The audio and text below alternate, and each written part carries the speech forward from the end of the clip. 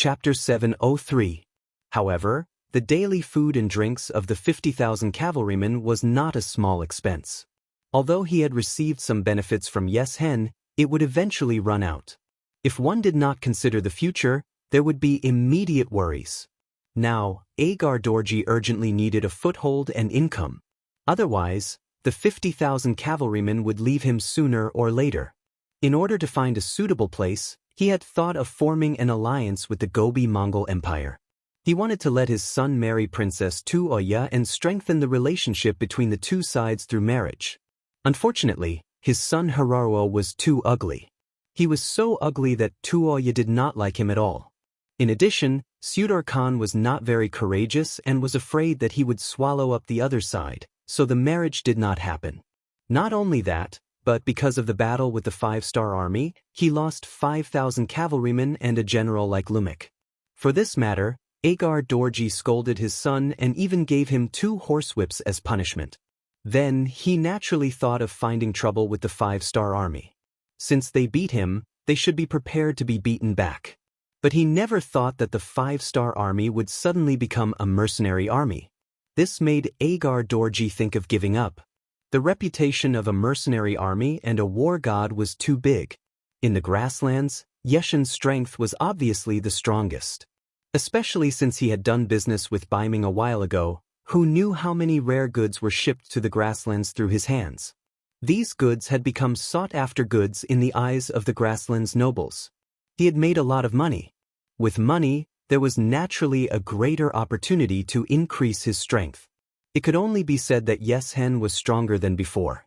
He even had a faint sense of superiority. His strength made Yes-hen somewhat dizzy. He actually wanted to find trouble with Baiming again, wanting to use the war to plunder and strengthen himself. After all, he had worked with Yes-hen before and their relationship was not bad. Agar Dorji had asked for Yeshen's opinion on the matter of the origin city. However, the seemingly fearless Yes-hen actually gave him a piece of advice, which was that it was best not to provoke the war god because it was not something that humans could defeat. Yeshen's words were decisive. When Agar Dorji first heard it, he did hesitate. But now, he seemed to have no choice. The army's provisions would be exhausted in a month at most. If he could not find more food or a foothold during this time, there might be a mutiny in the army. If that happened, where would he go? Big brother Tuachuo Buhua had probably sent people to keep an eye on him. At that time, would he take the opportunity to deal with him? Then there was Yes-hen. Although their relationship seemed to be good now, in fact, the other party couldn't wait to devour him. If it were not for the fact that he still had 45,000 cavalrymen in his hands, the other party would have taken action long ago. This could be seen from the fact that he wanted to borrow food from the other party but was rejected with all kinds of excuses. There was a wolf in front and a tiger behind. This was the true portrayal of Agar Dorji's current situation. Reality also forced him to set his sights on the origin city. The scouts he sent out had already gathered enough information. There were mercenaries and a lot of silver in the origin city. It was said that the Han people and Mongols who worked there could earn a lot of silver every day. How much money does this Duke of Loyalty have? Agar Dorji often could not help but think, and the greed in his heart grew stronger and stronger. Someone once said that when the benefits reached 10 times, it was enough to make many people forget about life and death and take risks. If the benefits could reach 100 times, many people would be willing to do it even if they knew that they might die. Now, Agar Dorji was blinded by the benefits. Or rather, he had no better way to solve the problem he was facing. It seemed that only by taking down the origin city and taking the silver there could the army be stabilized again. Once he occupied the origin city, he would have a foothold and could walk out of the current difficulties. There were so many benefits that even with Yeshen's reminder, Agar Dorji still decided to take the risk. After making a decision, he summoned his son and 2 of his generals to discuss the matter of attacking the origin city. Agar Dorji still had some tricks up his sleeves. When his brother was not under his command, he had won over some capable generals. For example, Lumik, who had died in the previous battle, and Su He and Gulang, who were now summoned. Su He was a general who was praised by the great Khan of Tuachuo Buhua. His name was translated into Chinese and meant axe. In fact, after this person went to the battlefield, he was indeed like a sharp axe. He had cut down countless enemies.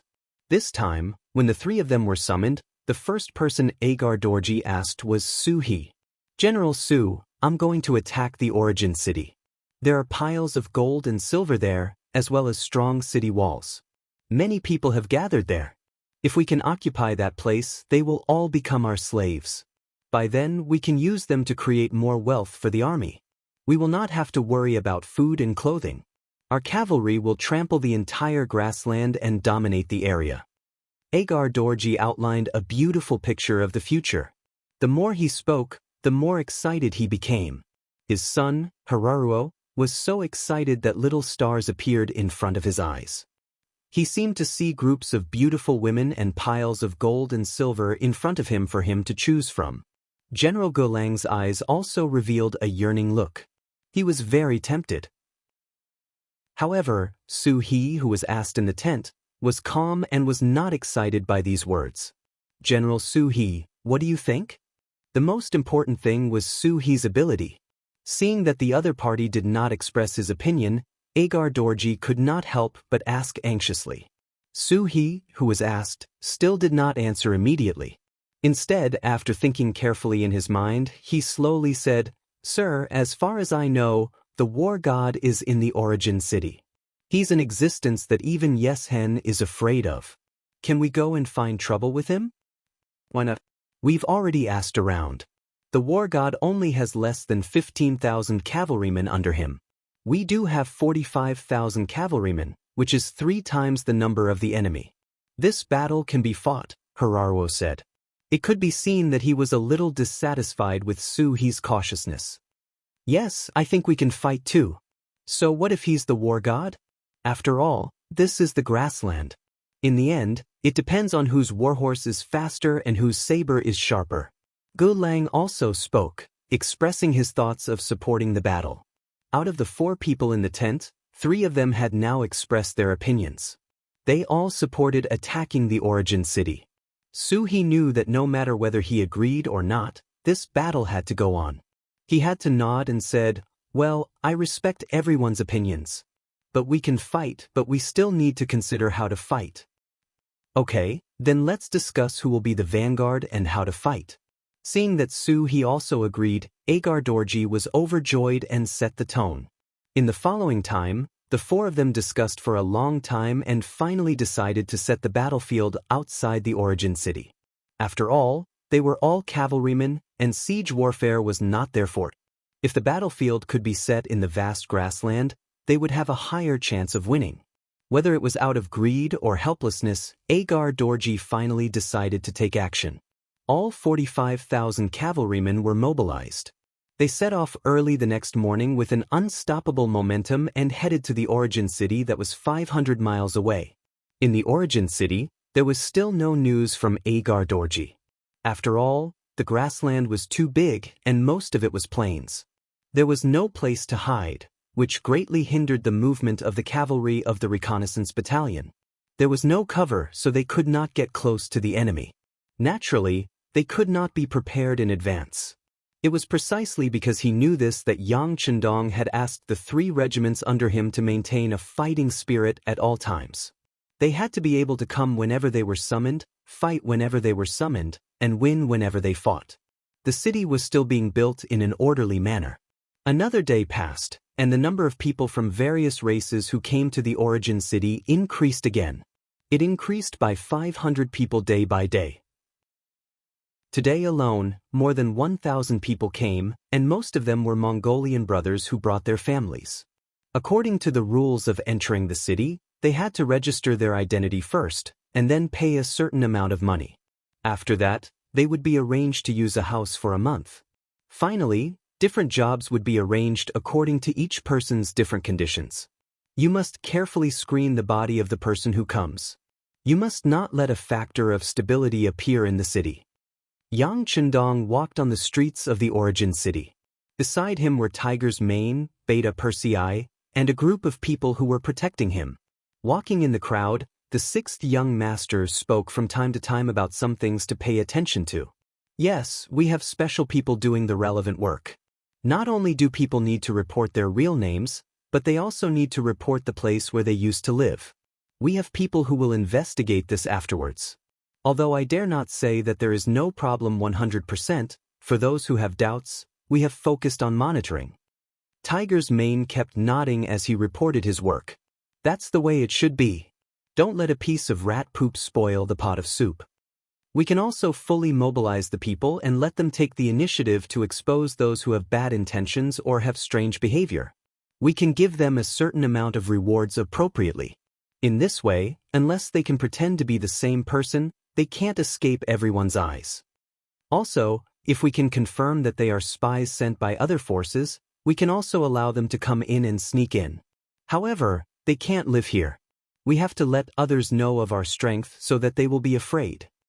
Yang Chendong also nodded with a smile and gave his own experience and opinions. Chapter 704. Young Master, this is a good order.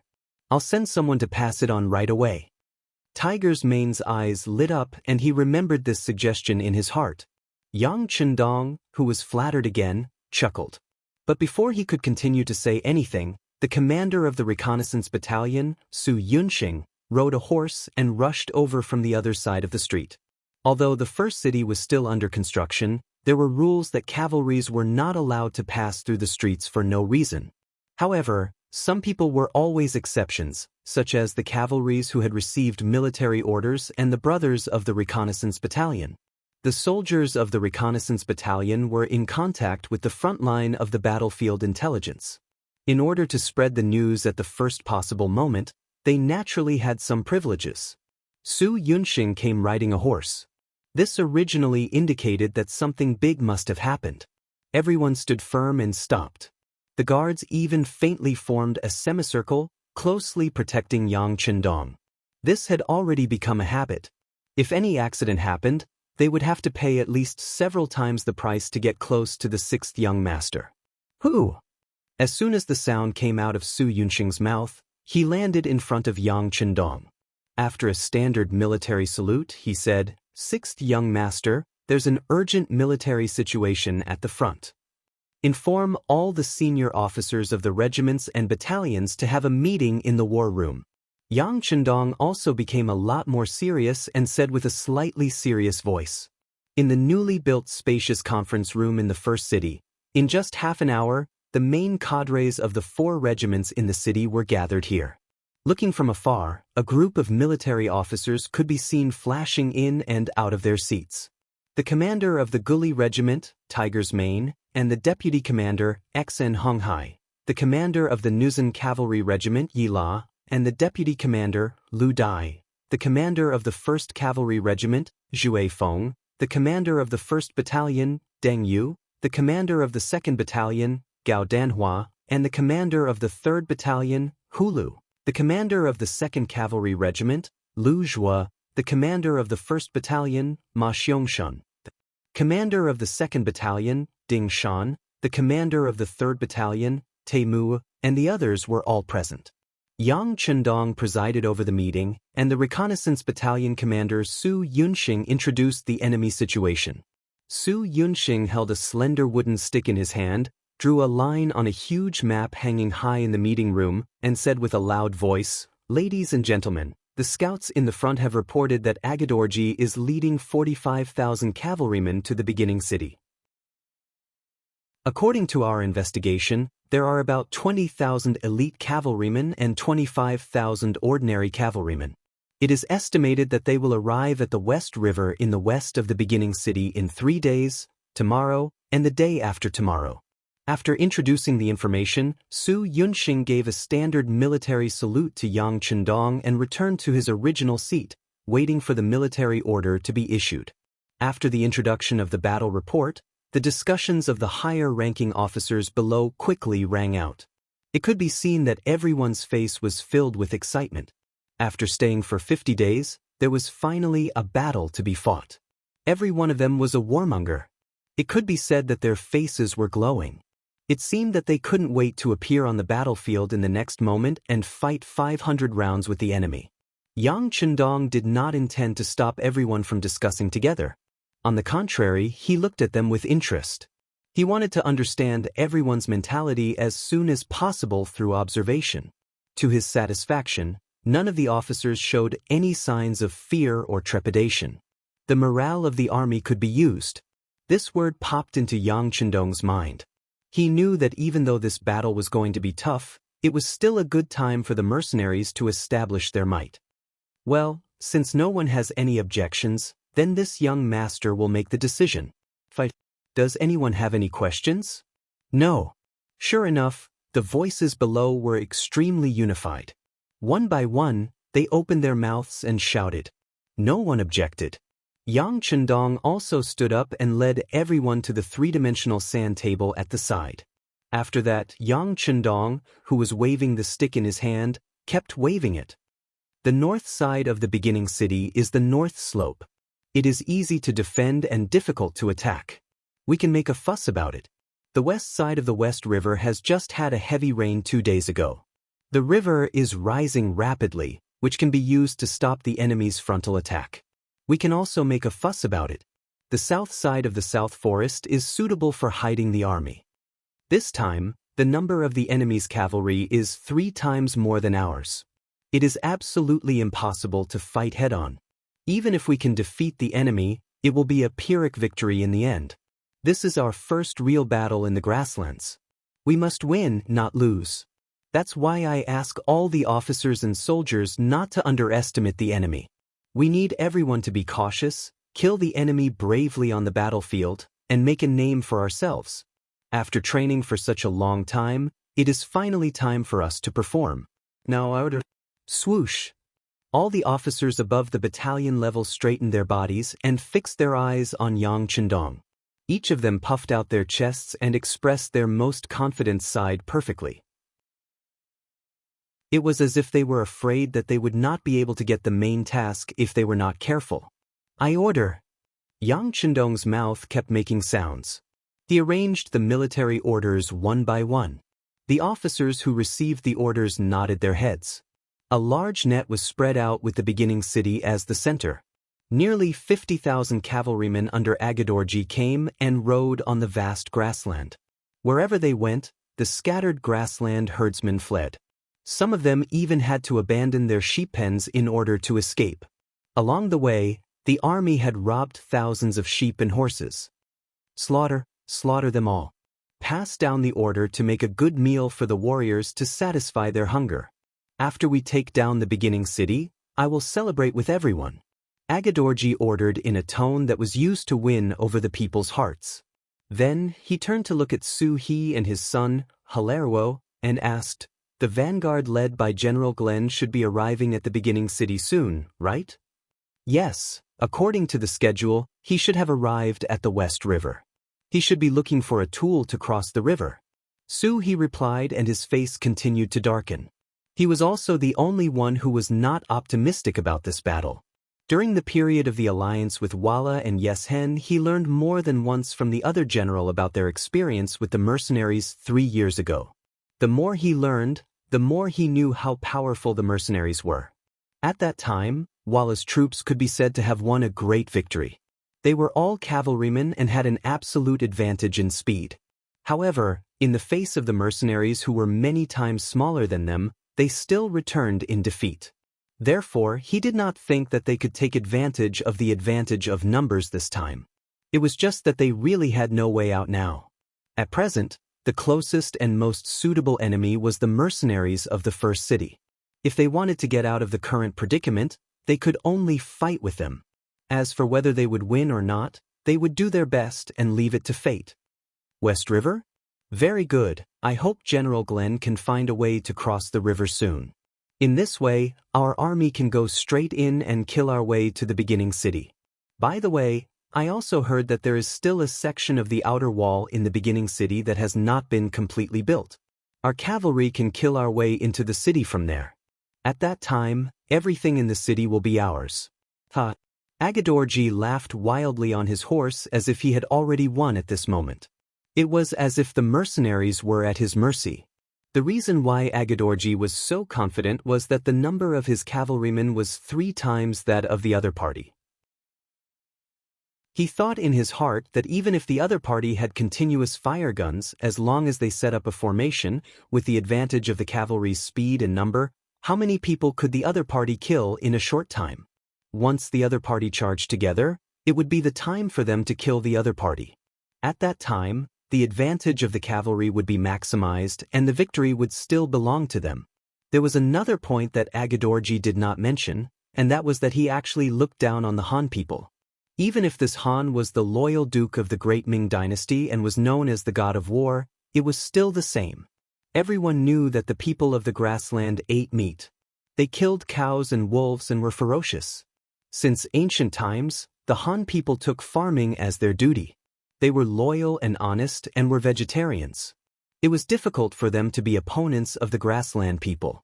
Unless there was an emperor of great talent and a general who had won every battle, only then could the Han people defeat the people of the grassland. Back then, Zhu Yuanzhang had spent a lot of effort to chase the Mongols back to the Mongolian grassland. Zhu Di's 5 expeditions to the Mongols had only weakened the Mongols. 20 years later, Yes Hen defeated the Ming army at the Tumu Castle. If it was not for Yang Chendong's timely intervention, Zhu Qizhen would have been captured alive. Throughout the Ming dynasty had lost more wars than wars with the Mongols. As time passed, the strength of the Ming dynasty also decreased. With these facts in front of him, it was fine for Agadorji to be more confident. Not to mention, this time, he had brought 3 times the number of his enemies. However, he did not know that if he exaggerated his advantage and looked down on the other party, it would only cause him to lose even more miserably. It would only cause him to enter a state of no return. This was because he did not take into account the firearms in the hands of the mercenaries. In the cold weapons era, the Mongol cavalry were invincible and conquered the world. Even the Russians were slaves to the Mongols. The Golden Horde had ruled Russia for nearly 300 years. Every time the Russian nobles knelt before the Mongols would burn, kill, and plunder in Russia and commit all kinds of crimes. The Russians were angry, but they did not dare to speak out. The stars changed and the era changed. The Western world entered the era of hot weapons. Guns and cannons were really strong, and a single cannon could kill a large number of cavalry. At the end of the Ming dynasty, Yuan Chonghuan used cannons to kill Nurhaci. The 8 Banners' disciples were like scarecrows in front of Yuan Chonghuan. During the Crow War, the British army only had a few thousand men and defeated the Qing army of over 1 million. At that time, tens of thousands of Mongol elites led by Green Chin attacked the British army of a few hundred. What happened? The Mongol cavalry was wiped out, and the British army only lost a few people. In the face of modernity, the Mongols were just a joke. When the Russians were in Vasilyevsk, they learned from the West and used guns to conquer Siberia. How could those with knives be a match for those with guns? A few hundred Russians wiped out all the Mongols in Siberia. From then on, Russia became a huge empire that spanned across Asia and Europe. The Qing dynasty ruined the country for 300 years, and when China needed strength the most, it weakened. Chapter 705. This was the power of the flintlock in actual combat. Of course, the flintlock was not omnipotent. As long as the soldiers were united and did not fear death, it was not impossible to turn the situation around. But the problem was, what kind of fighting spirit would be needed to achieve this? At least, Agadorji could not do it. Fortunately, Yang Chendong, who was regarded as his enemy, did not intend to defend the city. He also wanted to use this opportunity to train his cavalry and decided to fight outside the city.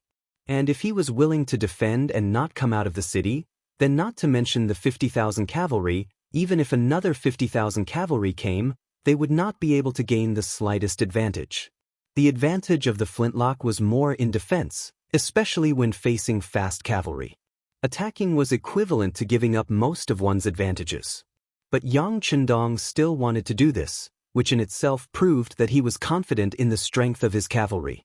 Perhaps in his opinion, even if the cavalry charged, even if they used the most primitive method, his mercenaries were the strongest in the world. Of course, Yang Chendong only wanted to use this opportunity to train his cavalry. He did not really want to play to his strengths and avoid his weaknesses. He knew very well when to use the most primitive method to fight. For example, in the West River War Zone, he used the flintlock to fight against Gu Lang and his 5,000 enemy cavalry. Gu Lang obtained the qualification of the Vanguard General. This did not mean that he was brave and good at fighting, but because He did not fight for it and did not care about it. In the end, he was just a touchstone, a stepping stone to test the strength of the mercenaries. In front of the mercenaries, Gu Lang became a whetstone, but he did not know it. After hearing the news and making arrangements, Glenn led 5,000 cavalrymen to the West River and saw the mercenary army stationed on the other side of the river. This was the independent regiment led by Tiger's Mane. A regiment had 16 battalions, which made them far more powerful than an ordinary regiment or even a division. Both sides looked at each other across the river. Facing such a powerful opponent, Gu Lang sneered and began to arrange the cavalry to find trees and make rafts to prepare to cross the river. As a Mongolian from the grasslands, Gu Lang did not think much of the 6,000 enemies in front of him. He noticed that the other party's camp was still 3 miles away from the river. And if he could cross the river on a raft at the first moment, he could even kill his way to the front of the enemy through the West River. It was very possible for him to obtain a good start by catching them off guard. General, our cavalrymen have tested it out. There are 2 sections where the riverbed is relatively high, and the water flow isn't that strong. We should be able to cross the river directly, a Chiliarch reported in an agitated voice as he arrived beside Gu Lang. What? Glenn, who was riding a horse by the river and looking at the enemy's camp, suddenly heard this and his eyes widened. General, I've already found a suitable place to cross the river. As long as we execute it well, we might be able to catch them off guard, the Chiliarch continued in an excited manner. Gu Lang also became more agitated. His body even trembled slightly. Is what you said true? The riverbed is really not high, and warhorses can gallop freely? Yes, some of our brothers have lived here since young. I heard them say that when they were young, they tried to cross the river on horseback. They know where the riverbed is higher and suitable for cavalrymen. Just now, they intentionally tried it and found that there were no changes. It seems that this secret is only known by the locals. The mercenaries have just arrived and are oppressing the people of the grasslands. It is reasonable that they do not know about this. This time, not only did the Chiliarch reveal the source of the information, he also helped to analyze the weaknesses of the mercenaries. When Gu Lang heard all of this, he could not help but nod his head. Good, the heavens are really watching over us. Since that is the case, make the arrangements. We will cross the river at night and catch them off guard. Yes, General, the Chiliarch said excitedly. If he could win this battle, it would undoubtedly be equivalent to him making a great contribution. At this moment, neither of them had the intention to send someone to inform Sir Agar Dorji, who was waiting for news at the rear. Perhaps in their eyes, any bold words were far less effective than the truth. Or perhaps, they were worried that if they reported this matter, His Excellency would send someone else to carry out this mission, just like how he might send his disappointing son, Hilaruo, to lead the army. If that was the case, wouldn't all their previous efforts be wasted? Without informing anyone, Gu Lang gathered some of the Chiliarchs in the army to discuss the plan for the night. Although the riverbed was higher and they could cross the river without the use of wooden rafts, they would still have to cross the river. But after all, they were walking in muddy water. It was said that the high water level could even submerge the legs of the horses. Under such conditions, it was best to carry as little as possible so that the horses could move faster and achieve an unexpected effect.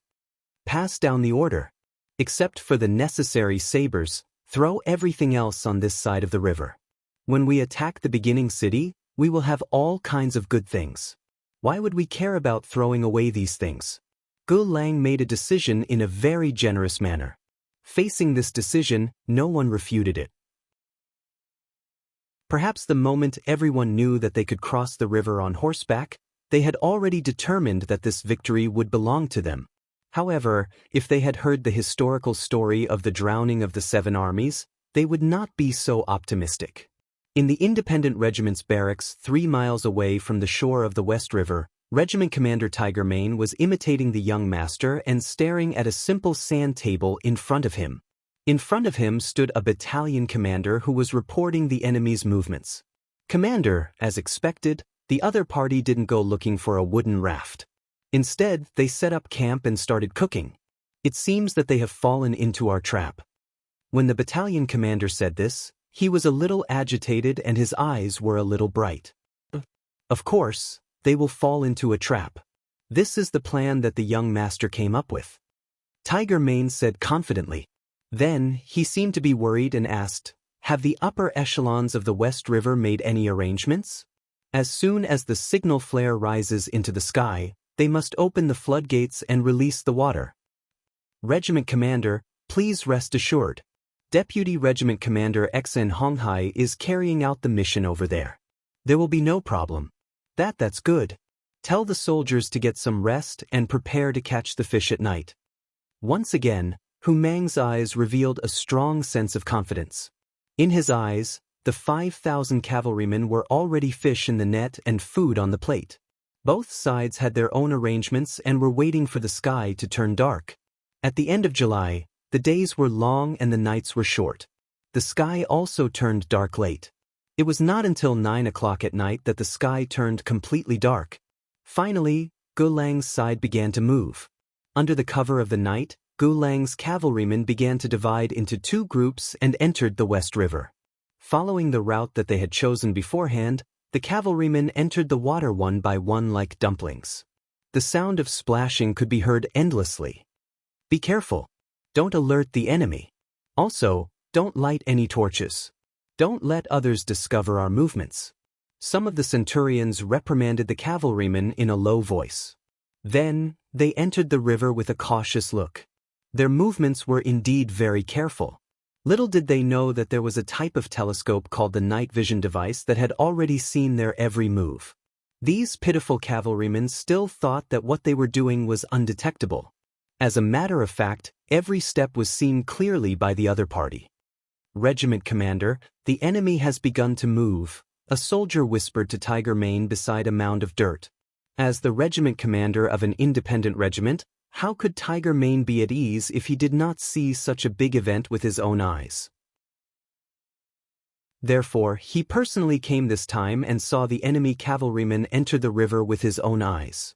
At this moment, all the worries in his heart turned into shadows. "No rush. Let's wait until their main force enters the middle of the river before opening the floodgates. It will be very exciting when that time comes." Tiger Mane's voice was filled with relaxation and satisfaction.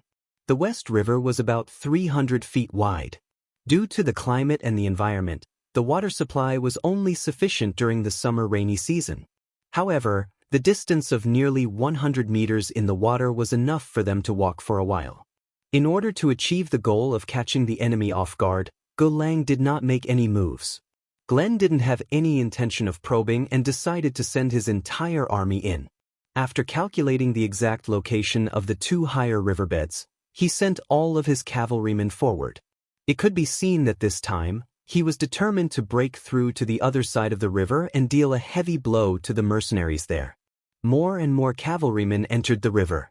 If one looked carefully, it seemed that everything was going smoothly. Although the deepest part of the river was already below the hooves of the war horses, the people were still fine. Since they were already prepared, the cavalrymen all held their riding boots in their hands. Even if their feet were a little wet, it did not affect them much. The first cavalrymen were already less than 20 meters away from the shore. The river began to lower again, and the army behind continued to press forward. Finally, when the first cavalryman had already leaped onto the shore, the rest of the cavalrymen entered the river. Even General Gu Lang himself entered the river under the protection of a few soldiers. "Fire the signal flare." Seeing that all the enemies had entered the trap, Tiger Mane, who was hiding on the other side of the river, finally gave the order to attack. A soldier of the independent regiment beside him immediately took out the signal flare that he had prepared beforehand and fired it into the dark sky. Bang! A loud gunshot broke the silence of the night. It also broke the shackles of darkness in the dark night. What replaced it was a bright light that flashed in midair, as sudden and bright as the appearance of a meteor. Chapter 706. What's going on? Out of instinct, all the cavalrymen in the river and on the shore couldn't help but look up. They couldn't understand why such a bright white light would suddenly appear in the darkness. What was going on? Could it be that the gods had manifested? The white light slowly flew up to the sky, but when it reached a certain height, it finally started to fall slowly. It was really like a meteor, falling in midair. Then, the land returned to darkness. Although the white light wasn't there, for some reason, everyone had a bad feeling in their hearts. Naturally, they didn't know that this was a signal flare. This meant that the mercenaries were about to launch an all-out attack. However, their intuition told them that this sudden appearance wasn't a good sign. Once the bad feeling appeared, it was quickly confirmed. First, there was a slightly anxious but indescribable sound that resounded in their ears. The sound was very soft at the beginning, but it became very clear later on. It became louder and louder until it couldn't be stopped. Not good.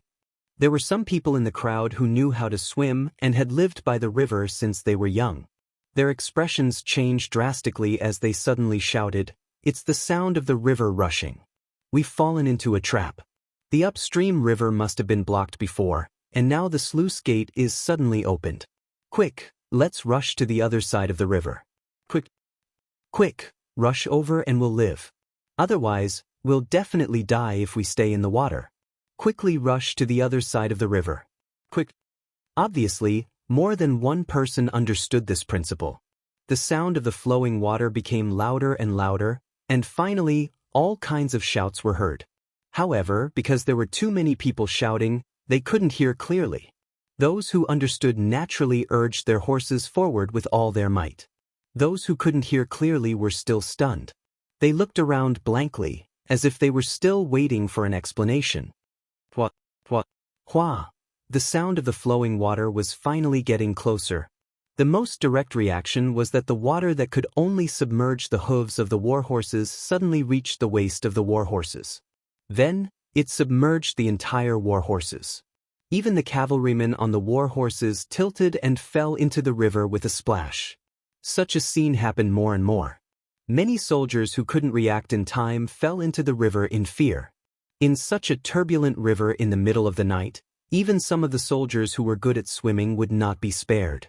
Not to mention that many of the cavalrymen's feet were still attached to the stirrups of their horses, greatly hindering their movements. The moment the warhorses were washed away by the river, it was already an indication of how many cavalrymen had fallen into the death trap. Under the pressure of death, more and more cavalrymen unleashed their potential and rushed to the other side of the river. It was less than 100 meters away, but at this moment, it was as if a chasm had appeared in front of them, making them feel as if they were so close yet so far away. Even the cavalrymen who were lucky enough to reach the shore weren't safe. On the contrary, after they had exhausted all their strength to reach the other side, what awaited them was a series of arrows that rained down on them. Under such an indiscriminate barrage of arrows, it was difficult for anyone to truly survive. A few lucky people rode on their warhorses and broke through the rain.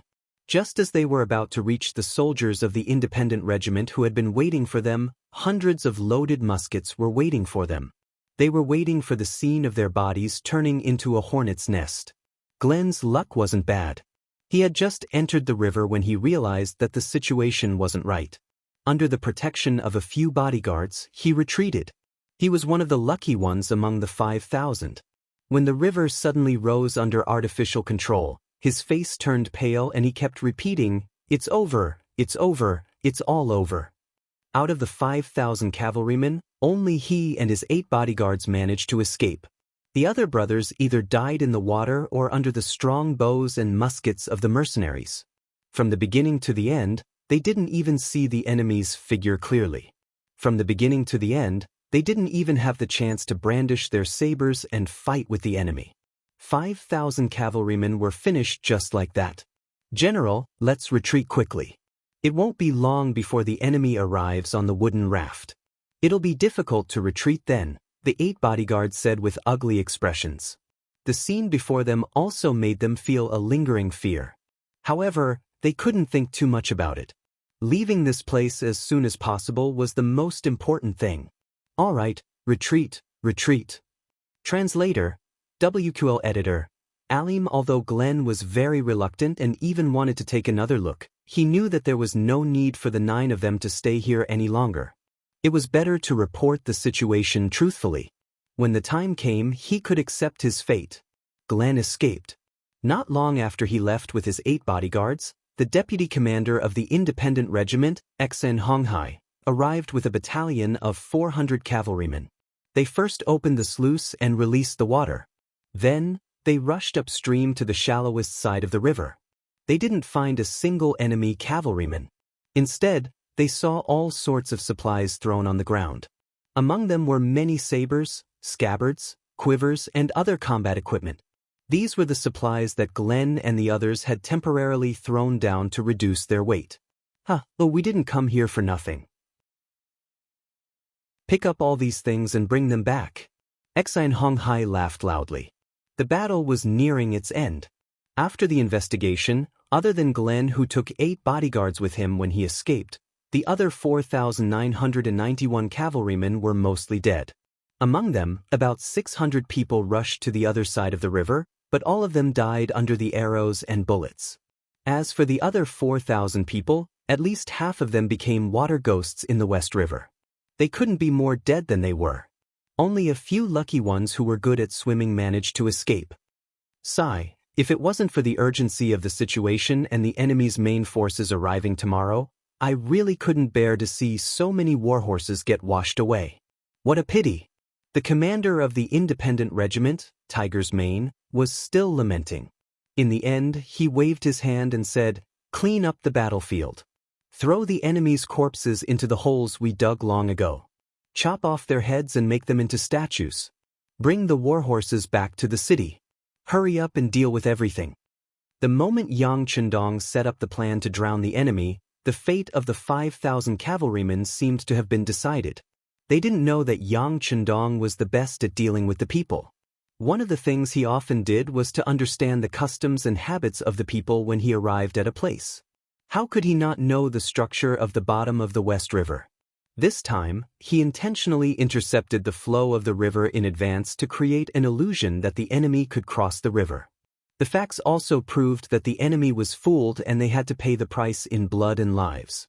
Tiger's Mane led the Independent Regiment to successfully finish the first battle. They killed 5,000 enemies without losing a single person and seized countless war supplies. When they entered the city at dawn, they were treated like heroes who had returned. The people in the beginning city spontaneously came to both sides of the streets to celebrate and cheer. They already knew that Agadorji was going to bring 50,000 cavalrymen to attack the beginning city. The grassland people who knew this person were naturally afraid. They didn't think that this person's arrival would bring them any good luck. They were worried about whether the mercenaries could successfully defend the city and continue the beautiful life that had just begun. Now that they had such a beautiful opening battle with the Independent Regiment, they could finally put down their worries a little. On the streets of the beginning city, in front of more than 10,000 people, Yang Chendong personally came out to welcome them. He also ordered people to bring 5 carriages of gold and silver treasures. These were all rewards for the soldiers of the Independent Regiment who had performed meritorious deeds. Yang Chendong also announced on the streets that no matter who it was, no matter what race they were, as long as they sincerely joined the mercenaries and performed well on the battlefield, they would be rewarded. They would have the possibility of being promoted and becoming a general to bring honor to their ancestors. Facts spoke louder than words. When the 5 carriages of shining gold and silver were placed on the streets and given to the officers of the Independent Regiment in front of everyone, the surrounding 10,000 people were deeply stimulated. Among them, there were some warriors who had participated in tribal wars or fought against the grassland bandits for their own safety. However, because there was no one to report to, because there were too many concerns, because they didn't receive rewards for their meritorious deeds, and so on, they chose to leave their original army and become ordinary people again. However, they were still grassland warriors in their bones. They didn't join the army and didn't join any side. It wasn't that they didn't dare to do it or didn't want to do it. It was because they didn't want to. It was because they didn't think that the people they should work for had appeared, or they felt that their efforts couldn't be proportional to what they received. But now, Yang Chendong gave them a vivid lesson, letting them know that there was such an army in the world. As long as they performed meritorious deeds, they would receive sufficient rewards. Now, they only had to consider whether their own abilities were enough. Do you still want people? Finally, some people in the crowd who were unwilling and moved asked a question that many people wanted to ask. That depends on the situation. Just go to the recruitment office in the city and ask. Beta Persei's loud voice came in handy. He, who had long received Yang Chendong's instructions, took the initiative to speak loudly at this moment. His voice quickly spread among the people. It didn't take long for everyone to know about this matter. Some people were also eager to give it a try. They wanted to wait for the war to end. If the mercenaries could really prove that they could defeat an enemy several times their number, then they would consider joining this army and fight for a future for their future and their descendants. Chapter 707. Yang Chendong saw all of this. This was also the reason why he threw out gold and silver on the street. Although raising an army required food and gold and silver, the more troops there were, the heavier the burden. In the current situation, he didn't have any plans to recruit soldiers, but it didn't stop him from preparing early. This way, if he needed soldiers, there would be an endless supply of backup troops for him to choose from.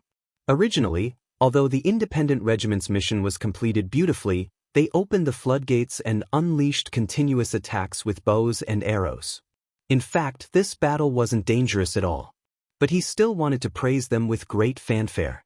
It was for the sake of buying horse bones with 1,000 gold. Now, it seemed that it was effective.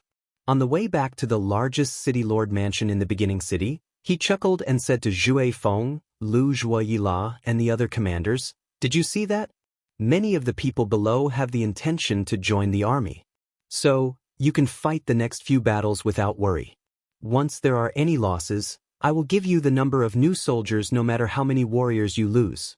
I will ensure the integrity of your organization. Just give it your all." "Yes, sixth young master." Zhuai Feng and the others all cupped their fists and said respectfully. The last worry was gone. Even if the army was crippled, it could be quickly replenished. What was there to be afraid of? Next, they just had to give it their all. Compared to the excitement of the mercenaries, the Tatars were furious. Their angry shouts could be heard clearly from tens of feet away from the tent. "You lost just like that. How can you still have the face to come back? Why didn't you die in the West River? Do you know that you brought 5,000 cavalrymen? 5,000 cavalrymen. You all died in less than an hour. How can you still have the face to come back? How can you still have the face to come back? Men, drag Golang out and behead him to show our military might. Father, don't be angry, don't be angry." Another slightly younger voice sounded. "Yes, please calm down.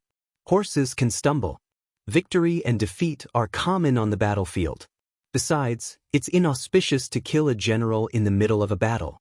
Please give General Golang a chance to redeem himself." Another calm voice sounded. Needless to say, the one who was angry was Agar Dorji. The next to speak were his son, Hilaro, and another tiger general, Suhi. After being persuaded by his son and his subordinates, Agar Dorji knew that he couldn't kill them. Otherwise, it would only disappoint everyone. Most importantly, the enemy was right in front of them, and they needed people. Not only was it inauspicious to kill a general before the battle, he couldn't find a general more capable than Golang. He thought to himself, although Glenn is responsible for his negligence in this battle, isn't it because the enemy was too arrogant and took the initiative to set a trap? Even if it wasn't Golang this time, if it was someone else, it was hard to guarantee that they wouldn't fall into the trap. Forcibly gasping for a few breaths, Agadorji looked at Golang, who was kneeling on the ground, trembling with fear, and said angrily, "Fine, this time, Su-He and Hiroro pleaded for you, so I'll spare your life for now. However, you have to redeem yourself. If you make any mistakes, you will be executed without mercy." "Thank you, sir. Thank you, sir." Golang knocked his head on the ground like he was pounding garlic, and the cold sweat on his head finally disappeared a lot. Gu Lang was defeated, and his 5,000 cavalrymen were all dead. This was equivalent to a wake-up call for Agar Dorji. Facing such a powerful opponent like the mercenaries, he had to put away all his tricks and luck. Next, he had to fight a proper battle and defeat the enemy head-on. Thinking about it, he now had more than twice the number of the enemy. Even if he fought them head-on, there was nothing to fear. Pass down the order, the army will rest for a day. Tomorrow morning, we will head to the West River. I want to see what tricks the enemy has that can stop our army from advancing. Agar Dorji finally gave the final word and shook the drums. There wasn't much time left before dawn. When the sun rose, the army set out, and it only took them 4 hours to reach the West River. Compared to last night, the river here had become a lot more turbulent. What was more striking was that on the opposite side of the river, there was a statue made up of about 600 skulls. It seemed to be narrating the tragic battle that had happened here last night. Agar Dorji glared angrily at the human skulls on the other side of the river.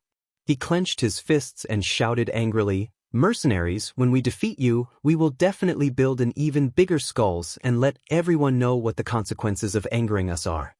Test the river." As soon as the order was given, the soldiers who were good at swimming began to try to cross the river. However, in the face of the turbulent river, after several failed attempts, it was announced that the idea of crossing the West River would not work. At least, they shouldn't think about it for the next few days. "Sir, the sluice gate of the upstream river has been opened. It is obviously impossible to cross from here. It is better to find another way." Seeing that the army stopped here and faced the statue that was still emitting the smell of blood, the longer they stayed, the lower the morale of the army would be. He had no choice but to stand up. "General Su, do you have any good ideas?" Agar Dorji asked calmly. "Sir, if we want to get close to the origin city now, there are only 3 ways. First, we can go around the north side and enter from the north slope. Second, we can build a raft and cross the West River by force. Third, we can go around the south side and rush to the south gate of the origin city from the southern forest." Su He, who said the 3 methods in one breath, caused Agar Dorji to nod. This was what a brave general should do.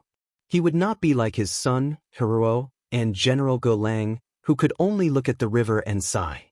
Seeing that Agar Dorji nodded in approval of his suggestion, Su He continued, "It is not advisable to cross the river with a raft. Who knows what kind of reaction the mercenaries will have if we build a raft here? If they attack us with arrows halfway, we will inevitably suffer heavy losses. As for the north slope, the terrain there is easy to defend and difficult to attack. It is also not suitable for cavalry to attack. Only the southern forest in the south is suitable for an ambush. However, as long as we are prepared and the area is in a vast location, we can still fight. Of course, how to decide, sir? Please make the decision." After analyzing everything, Su He was able to hold his own. In the end, he still gave the choice to Agar Dorji. Such a capable and sensible subordinate would naturally win the favor of his superiors. At this moment, Agar Dorji's expression became much better after hearing these words. "General Su is right. Then, according to you, we should go through the southern forest? If this subordinate can think of this, then the mercenaries must have thought of this as well. Therefore, we still need to listen to Sir's final decision." Su He held his fist and said, His words reminded Agar Dorji of something. Yes, all of this analysis seemed to be correct, but how could the mercenaries not know? It was not hard to imagine that the mercenaries would definitely ambush a large number of cavalry in the southern forest to attack him. If that was the case, how should he deal with it? All of a sudden, everyone stopped moving, and the surroundings fell into a state of silence. Gu Lang, who was in the middle of this, blinked his eyes continuously. Then, as if he had thought of something, he whispered, "Sir, this subordinate has something to say, but I don't know if it is appropriate." "Speak." When Agar Dorji was at his wit's end, the general below had a suggestion. Of course, he had to listen to it. It was time for Gu Lang to perform meritorious deeds. If there was a chance to perform meritorious deeds again, of course, he would not hide anything. After getting permission, he said, "Sir, This subordinate thinks like this. After all, the number of mercenaries in the first city is limited. Although they have the geographical advantage, if we can divide our troops and attack from several directions, I think it will inevitably lead them to divide their troops as well. In this way, the strength of their attack on us will be much weaker. Moreover, once we divide our forces, not only will their threat to us be reduced to the minimum, even if something happens and we lose one of our routes, at least the other two routes will be safe, and we will still have the possibility of taking down the first city.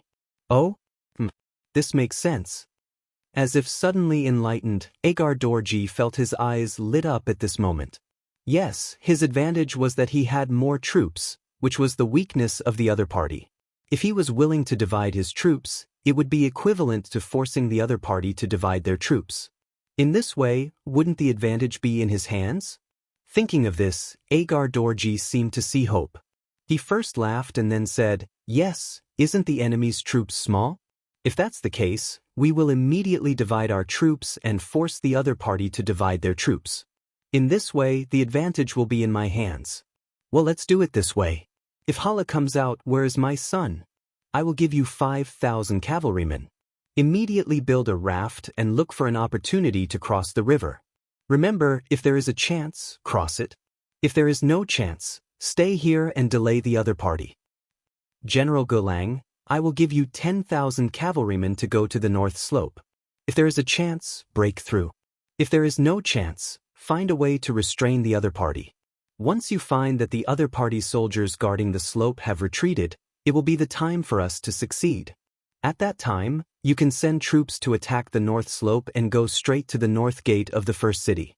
General Su Gu, you and I will lead 25,000 cavalrymen to the southern forest. With the advantage of our military strength, even if we meet them, they will not have as many soldiers as we do. When the time comes, we will see General's elegance on the battlefield." "Yes, sir." For a moment, the three generals who were named nodded and agreed. The three of them did not raise any objections to this division of labor. Hala's ability was the worst, and he was Agar Dorji's son. Finding a way to cross the river was the safest route. It was the most appropriate place to guard. Gulang's ability was the second best. Guarding the north slope, he could attack and defend. The possibility of accidents would also be much lower. The arrangement could be said to be appropriate. As for Su He, who was the strongest, he was arranged to go with Agar Dorji. He would lead the most troops and be the main force to threaten the first city. It was the most appropriate arrangement. Chapter 708. Finally, the 40,000-strong army was divided into 3 groups, and then they left. In an instant, only 5,000 Tatar cavalrymen were left in front of the West River. Everything that happened here was also discovered by the reconnaissance battalion cavalrymen on the other side of the river. They quickly reported it. The enemy divided their forces? Very good. Yang Chendong was not anxious when he heard the news. Instead, he laughed loudly. This was the same as what he and the other officers had imagined. Facing the first city that seemed to be full of loopholes, the enemy seemed to want to attack from multiple angles. This was exactly what Yang Chendong wanted. If the enemy combined their forces, no matter where they chose to attack, they would have to pay a high price to stop them. After all, this was 40,000 cavalrymen. The 3 divisions of the Cold Vanguard Division, who were the best at guns, were not here. It was impossible to win without paying a price with the Type 81 rifles of the Independent Regiment. However, if the enemy divided their forces, it would be different. This was equivalent to the enemy dividing their powerful fist into several parts. This would give them a chance to defeat them one by one. Dispatch the reconnaissance battalion. Be prepared to kill all the enemy scouts who are responsible for communicating with each other. When the time is up, they are not allowed to communicate with each other. The other battalions will carry out the plan according to the previous plan. Everyone, go and make your preparations. Not long after Yang Chendong's voice fell, the meeting room that was full of officers quickly became quiet again. Yang Chendong once again walked in front of the sand table to confirm if there were any loopholes in his military plan. According to the first plan, the deputy commander of the Independent Regiment, Xen Honghai, led 6 battalions to the West River and set up a formation there. Whenever the enemy tried to cross the river, they would attack across the river and kill the Tatar cavalrymen halfway across the river. Because they were on wooden rafts, there was no space to dodge. Once the arrows came, they could only let the arrows fall on their bodies. After 2 consecutive attempts to cross the river, not only did they not succeed, but they also lost hundreds of cavalrymen. Too despicable. Hilarion stood on the riverbank and said angrily as he watched the mercenaries launch their arrows. Although he was angry, there was nothing he could do. After all, the river was nearly 100 meters wide, which was the limit of the bow and arrow. Even if he wanted to use the bow and arrow to suppress it, he couldn't do it. On the other hand, the moment his cavalry crossed the river, it would be equivalent to entering the enemy's firing range. It would be strange if they weren't attacked. Let's wait for a while. I don't believe that they won't run out of arrows. Once the other 2 armies achieve victory, the enemy will have no choice but to retreat back into the city. At that time, it will be time for us to cross the river and attack. One of the 1,000-man commanders said to Hilarion in an encouraging manner. Looks like that's the only way. Hilarion nodded. The mission his father gave him was the safest. If there was an opportunity, they would attack. If there was no opportunity, they would just stay here and exhaust the enemy. As long as they could cause the enemy to leave some troops here, it could be considered a victory. After comforting himself, Hilarion gave the order that no one was allowed to attack before the enemy split up their forces. Everyone just had to wait and use this opportunity to conserve their strength. Once they found an opportunity, they would charge across the river and kill the enemy. Reporting to 6th Young Master, the enemy on the other side of the river has indeed become much more obedient. After waiting for 1 more day, we can consider withdrawing as planned. Vice Commander Xen Honghai said to the soldier beside him with a smile as he watched the performance of Hilarion and the others through the binoculars. At the same time, General Galang had no choice but to give the same order after charging twice. Facing them was a strengthened group of mercenary cavalry, a total of 3,200 people. It was enough to achieve the effect of winning with fewer troops. General Galang, who led 10,000 troops, couldn't find a chance to win. He had no choice but to place his hopes on the mercenaries to take the initiative to retreat. When the pressure from the front decreased, it would naturally be the time for him to wait for an opportunity to attack. Regardless of whether it was the West River or the North Slope, such a situation had occurred within Yang Chendong's expectations. Due to the topography of these 2 places, he was not worried at all. Only the Southern Forest, due to the topography, was the most important battlefield. The performance there would directly affect the overall situation. Beta Persei informed the guards to gather. We will go to the Southern Forest to take a look. The plan was set. There was no point in staying in the command center. Yang Chendong wanted to personally go to the front line and see what kind of strength the so-called Tatar cavalry had on the battlefield. Southern Forest. The 20,000 Tatar elites led by Agar Dorje were already prepared for the charge of 10,000 cavalry. In order to achieve the purpose of killing the enemy, General Su He took the order to become the vanguard general. He led 10,000 cavalrymen and was ready to rush here at any time, enter the beginning city, and even attack the city. Just opposite the main Tatar cavalry, the Nuzan cavalry regiment with 3,000 people also lined up in a battle formation, ready to fight at any time.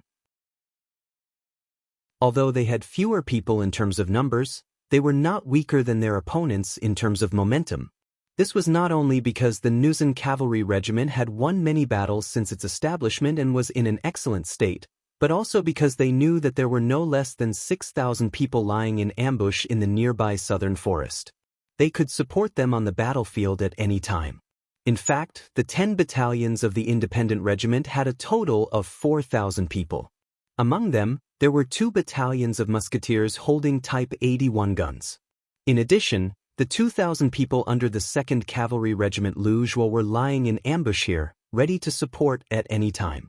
According to the plan, whether or not they could block the main force of the Tatar army at the southern forest would determine whether or not the first plan could be carried out smoothly. If they could not even block the main force of the enemy, then they could only retreat to the beginning city, and the trap they set for the enemy would no longer be useful. He was riding on a valiant warhorse, wearing a suit of armor to protect the important parts of his body as much as possible. His eyes were bright and full of expression as he stared at the enemy cavalry. He revealed a fierce gaze, and from time to time he would glance at the southern forest, which seemed to have millions of soldiers lying in ambush, proving that he was very worried in his heart. It was completely different from the calmness and confidence he showed. The southern forest was suitable for hiding a large number of ambushing troops, which anyone could see. But the problem was how many enemy troops were lying in ambush here. According to the information sent by the fast horse scout just now, more than 2,000 mercenaries were found in front of the West River, and at least 3,000 enemy cavalry were found on the north slope. So, there should be less than 10,000 mercenaries left, but there were only 3,000 enemy cavalry in front of him. Where did the remaining 6,000 or 7,000 mercenaries go? Would they be lying in ambush in the southern forest, waiting for him to lead the main force to charge up and then suddenly attack from the side? If that was the case, how much confidence did he have in winning? In other words, how much support could Agar Dorji give him at the critical moment? Would he be able to lead the remaining 10,000 Tatar cavalry to help him? He did not have much confidence in this point, not because of anything else, but because he knew Lord Agar Dorji too well. In order to achieve his goals, this person would often use unscrupulous means. In other words, in order to win, he was even willing to risk his son, Har Dorji, not to mention that he was only a general under Lord Agar Dorji. He was an existence that could be sacrificed at any time. Because he knew the general too well, he was unable to fight with all his strength. After thinking about it again and again, he decided that he could not send out 10,000 cavalry all at once. Since the enemy only sent out 3,000 cavalry, he could send out 5,000 cavalry to probe the enemy. Men, send out 5,000 cavalry vanguards. We must break through the enemy cavalry's obstruction. After making up his mind, he gave the order as the vanguard commander. The bugle horn sounded, and 10,000 horses galloped forward, kicking up clouds of dust as they galloped forward. 5,000 elite Tatar cavalry sounded the horn to charge. They shouted loudly in their own language and charged forward. Looking from afar, it was as if the autumn wind was sweeping away the fallen leaves, sweeping over everything. The enemy has started to charge. Tell the brothers not to be nervous. Let the muskets exhaust them first. The commander of the Nuzan cavalry, Yella, held the reins of his warhorse and said while suppressing the excited neighs of his warhorse. As a result, the 3,000 Nuzan cavalry did not move. They only stared at the incoming enemy, occasionally glancing at Yella. Once the commander gave the order to charge, they would rush out as fast as possible to accomplish their mission. What's going on? Why didn't he send out all 10,000 cavalry? Why did he only send out half of them? What is Suhi doing? At the back of the Tatar cavalry, Agar Dorj said with displeasure when he saw that they only sent out 5,000 cavalry. After saying this, Agar Dorj thought of something. He knew that Suhi did not trust him. It was as if he was afraid that Agar Dorj would not save him if he was surrounded. This made Agar Dorj a little unhappy. He actually dared to disobey his orders. It seemed that after this battle, he would have to teach the other party a lesson. Back on the battlefield, the 5,000 Tatar cavalry began their charge. The enemy was only 3 li away from each other. With the neighing of the war horses, this short distance would take less than a quarter of an hour to reach the enemy. Seeing that the mercenaries didn't move an inch even after she sent out the cavalry, Suhi had a bad feeling about this. Most of the time, intuition on the battlefield was very scary. As soon as Suhi's uneasy feeling came out, it came true. She saw that the originally quiet Nanlin forest suddenly burst with the sound of fire guns, like firecrackers, continuous and endless. Chapter 709. Looking at the charging 5,000 Tatar cavalry, the charging formation was in chaos. Then, one after another, the cavalry fell off their horses. One after another, the strong war horses became ownerless. They stopped in front of their owners and lowered their heads as if saying, "Get up, I'm still waiting for you to lead me into battle." It's the mercenaries' muskets. Seeing this scene, He reacted and his heart sank. Although he already knew this before the battle, He was still shocked when he saw the power of the muskets.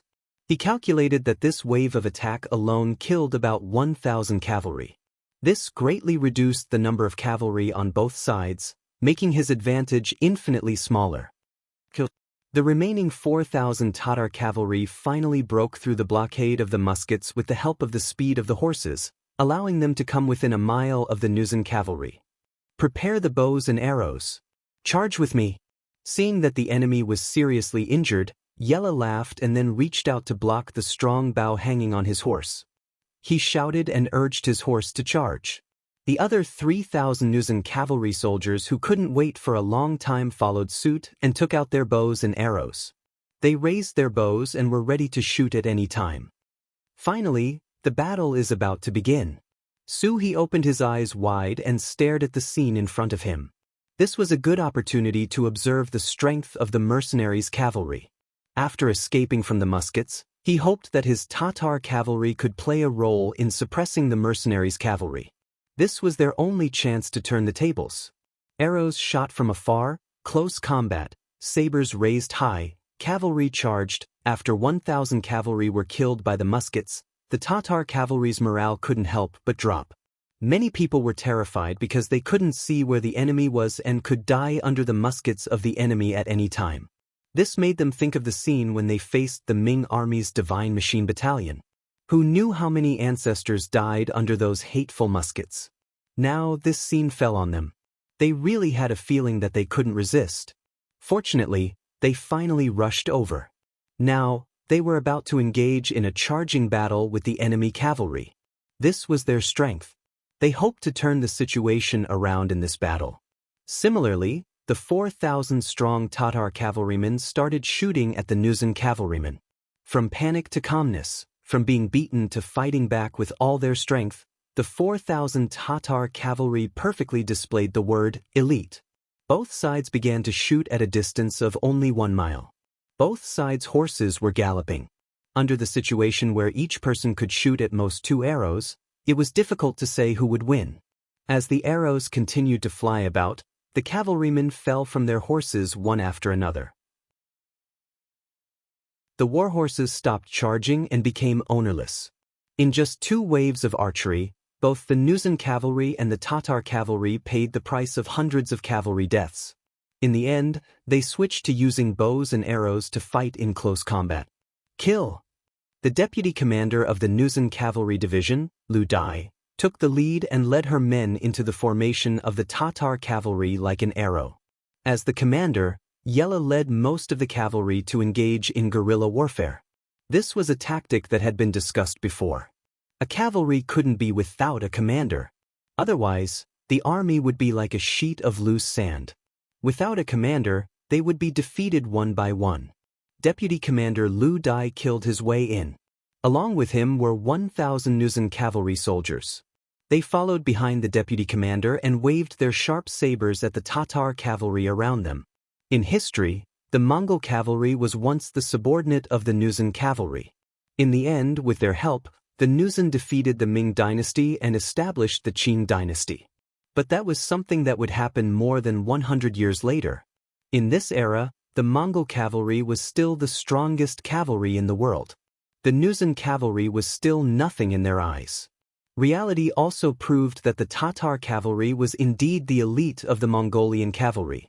Be it their fighting spirit or their skillful operation and performance, they were slightly stronger than the Nuzan cavalry. If it were not for the fact that the Nuzan cavalry's sabers were sharper and tougher, and if they did not learn the 3-to-3 strategy from Lung Feng, where every 3 horses could form a small fighting group and fight with the enemy, the Nuzan cavalry would not be able to win against the Tatar cavalry. Use the advantage of the saber to increase the speed of your chopping. Commander Yella, who was roaming around the periphery, saw that both sides were actually evenly matched. Because they had fewer people than the enemy's 1,000 cavalry, their losses were even greater. Finally, he couldn't sit still anymore and began to shout loudly to remind his subordinates. If they wanted to use the advantage of the saber, they needed to cut the enemy's saber in half and obtain the advantage of the weapon. With Yella's shout, the Nuzan cavalrymen seemed to have woken up from a dream. They increased the speed at which they swung their sabers, forcing their opponents to fight back. After several collisions, the results finally appeared. Many of the Tatar cavalrymen had cracks on their sabers, and some of them even broke in half. The saber suddenly breaking in half was undoubtedly fatal for the cavalry who were in the middle of a fight.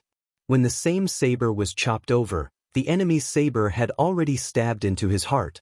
However, your saber did not even touch the enemy's clothes. What kind of result would that be? The advantage of the saber was brought into play. More and more Tatar cavalrymen were caught off guard. More and more Tatar cavalrymen were chopped off their horses. The situation on both sides was reversing. Charge!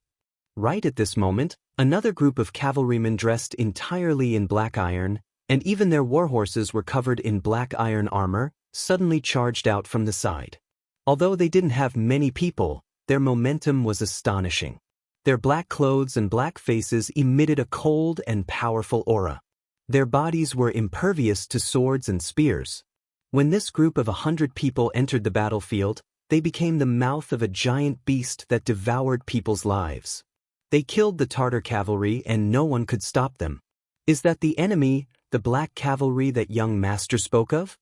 Suhi also quickly discovered the existence of the black cavalry. When he saw the other party's heroic performance and killing as if there was no one around, he couldn't help but gasp. He saw with his own eyes that at least a few sabers had hacked at the enemy's black armor. However, apart from producing some weak sparks, they were unable to cause any damage. On the contrary, the Tatar cavalry that attacked were continuously killed by the Haiki cavalry.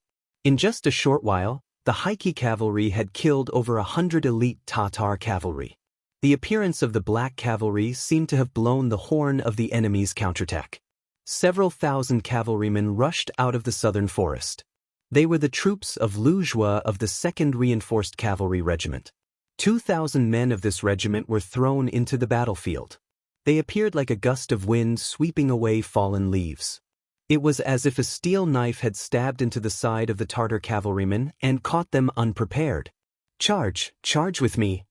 Seeing the mercenaries that were lying in ambush in the southern forest charging out, Suhi knew that there was no need to wait any longer. With a loud shout, he urged his horse to charge out. Suhi's horsemanship was indeed very good. His entire body was bent over the side of the horse's back. This way, not only could he reduce the resistance of the horse's advance, but more importantly, he could avoid the bullets to the greatest extent. In the southern forest, Tiger's Mane and 10 battalions of independent soldiers were already prepared to open fire. But facing the superb horsemanship of the Tatar cavalry, they had a feeling that they did not know where to start. Seeing that the Tatar cavalry had already broken through the blockade in front of them, many of the soldiers could not help but shout, "Commander, let's shoot the horses." "No," young master said that we should try our best not to harm the horses. Tiger's Mane shook his head affirmatively. Then he pulled out his saber and said decisively, "Everyone listen to my order. Leave 2 musket battalions to suppress the main force of the Tatar army. The rest of you, get on your horses and charge with me." "Yes." After receiving the order, the 3,000 soldiers of the independent regiment let out a roar in unison. They shouted and got on their horses, pulled out their sabers, and charged towards the battlefield from the southern forest. Bullets whistled past his ears, scaring Suhi so much that he broke out in a cold sweat. But when he turned around and saw that the majority of the cavalry was not affected by the muskets, he could not help but let out a long sigh of relief. It seemed that the enemy's muskets were not omnipotent. As long as they dodged well, they could still be safe. This result also increased Suhi's confidence in winning. Leading the 5,000 elite Tatar cavalry, their momentum became stronger and their charging speed also became faster. On the main battlefield, because Yang Chendong led 100 shadow cavalry to join in at the right time, the Tatar cavalry had been separated and they began to encircle and annihilate them. Suhi had no choice but to join in the battle. However, even with the addition of 2,000 cavalrymen from the 2nd Regiment and 3,000 cavalrymen from the independent regiment, they were still unable to turn the situation around. On the contrary, the addition of 5,000 cavalrymen was like adding fuel to the fire. They were still tightly suppressed. He watched as the main force of the mercenaries pressed forward with his appearance. His heart was faintly excited. He said to a bannerman beside him, "Quick, inform His Excellency. Ask him to immediately dispatch his troops and attack the main force of the mercenaries together with our army." After the bannerman complied, he used a special method to inform the 10,000 Tatar soldiers of Suhi's order. However, the scene that Suhi was looking forward to did not happen. On the contrary, the scene that he was worried about happened. Agador began to hesitate at this moment.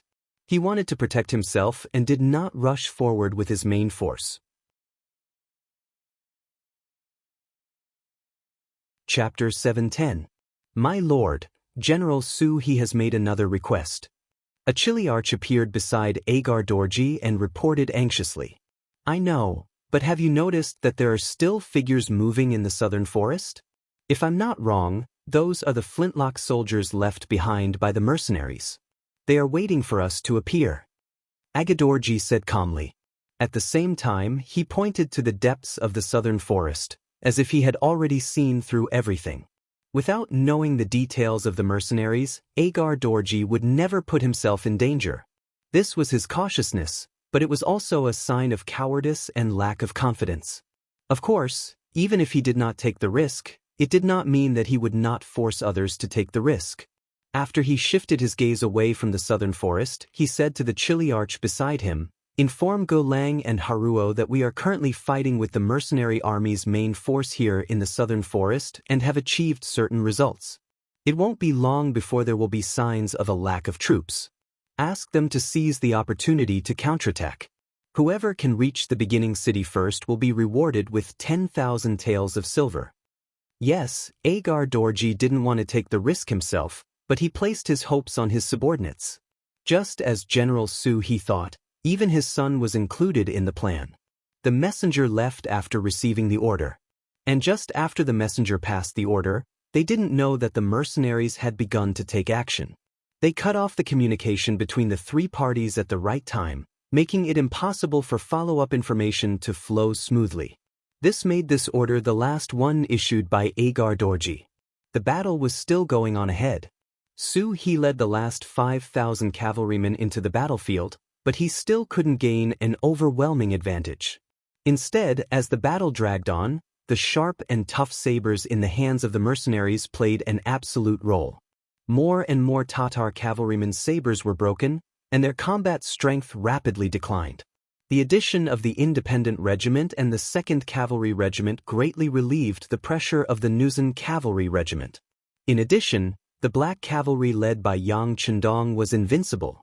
The 100 of them forcibly fought with the momentum of a magnificent army. The death rate of the Tatar cavalrymen began to rise.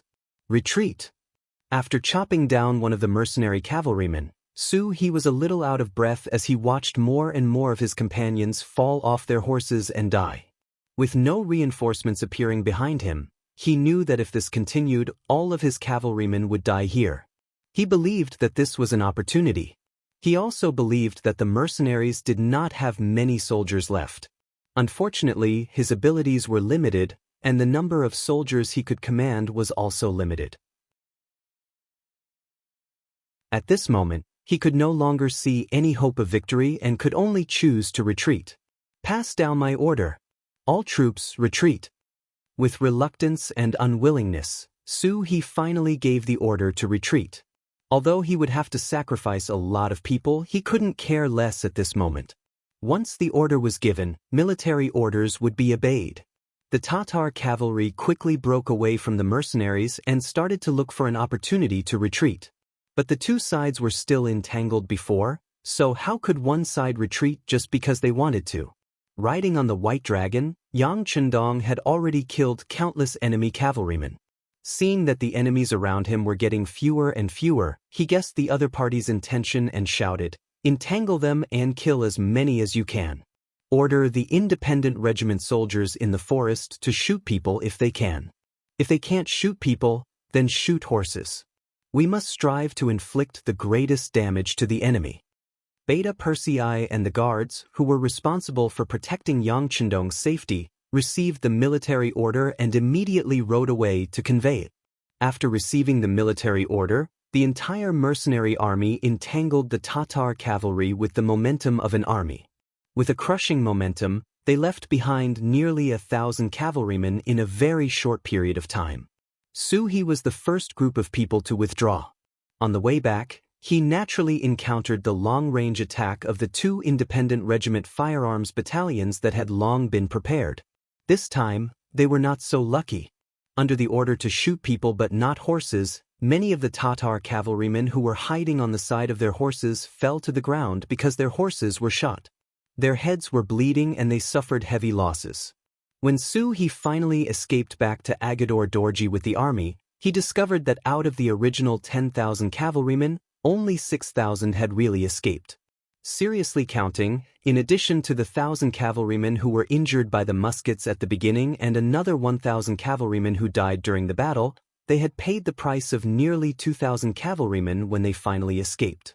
In less than 2 hours, they had lost 40% of their forces. Moreover, they were the most elite cavalrymen.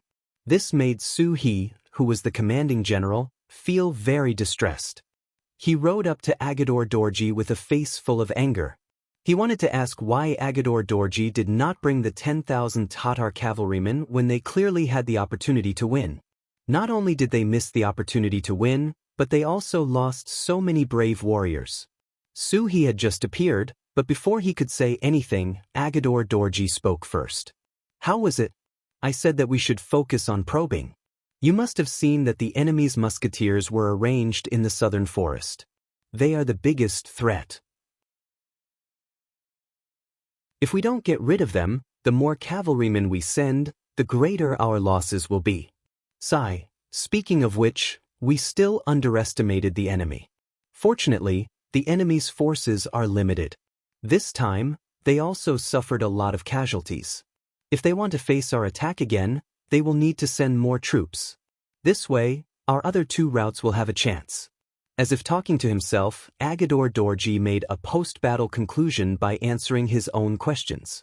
He actually forced Su He to not say a word. He originally wanted to criticize and complain, but he found that he no longer had the chance. This was because there was a trace of killing intent in Agador Dorji's eyes. He dared to guarantee that if he questioned his lord's words, he would be stripped of his military power. It was even possible that he would become a prisoner. Agador Dorji was an extremely selfish person. In order to achieve his goals, he was often unscrupulous. The fact that he was able to get away from his elder brother without falling out with him proved everything. When dealing with such a person, it was absolutely impossible to use common sense to reason with him. Knowing this, Su He wisely shut his mouth. His original questioning tone also changed to asking for medicine. Facing Su He's understanding, Agador Dorji was naturally very happy. He readily agreed to transfer the medical supplies in the army to treat the enemy's cavalrymen. As for the result of the previous defeat, both sides tacitly agreed not to mention it. It was as if it had never happened. Compared to the Tatar cavalrymen, the mercenaries' morale was indeed high and the situation was gratifying. In one battle, they killed more than 2,800 cavalrymen and captured more than 1,000 enemy soldiers. More than 500 of the mercenaries' cavalrymen died and more than 800 were injured. The main reason was that the Jurchen cavalry suffered heavy losses. Most of the people who died were killed when the enemy first shot arrows at them. Arrange for the injured soldiers to be treated immediately. We can't let a tragic thing happen where people don't die on the battlefield and end up dying from injuries. Yang Chendong rode on the white dragon horse and said to the logistics battalion commander, "Young heir. Young master, please rest assured. Our logistics battalion has recently transferred 300 people to practice their medical skills. It has been quite effective." As the battalion commander, Beta Persei patted his chest and said, "Very good. Clean up the battlefield. Take the captured horses and prisoners back to the first city.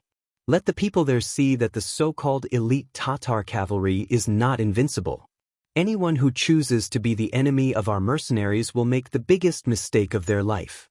Yang Chendong nodded, then reached out and patted Beta Persei's shoulder. If the medical officer has extra, treat the injuries of these Tatar cavalrymen. Maybe they will join our camp in the future.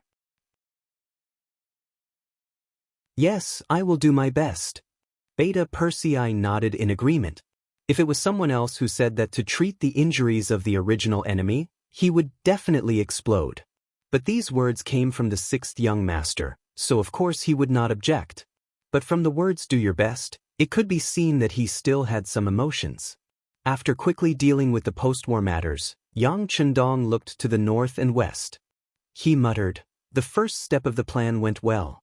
The next step depends on the other two. Let Tiger's Mane come over. It should be time for his independent regiment to show its power." The messenger sent by Agar Dorji delivered the news of the battle in the southern forest in a timely manner. When the news came out, it was already a little out of shape. It was probably because the Tatar cavalry had won a great victory in the battle in the southern forest, which put a lot of pressure on the mercenaries. Next, they would definitely transfer troops to assist the southern forest.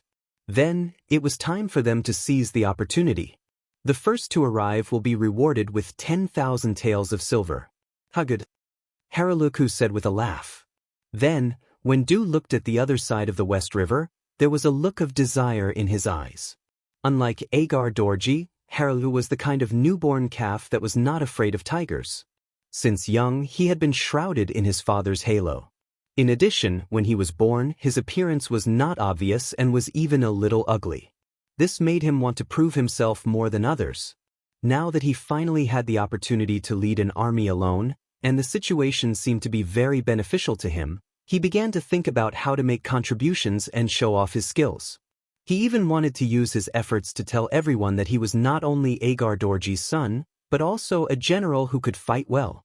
Of course, Haraluku was not a hot-headed person. He still decided to see the enemy retreat first, then look for an opportunity to fight. And just as he was looking forward to it, on that night, the camp that was originally lit with torches suddenly became restless. Then, from afar, he could see the enemy troops leaving with torches.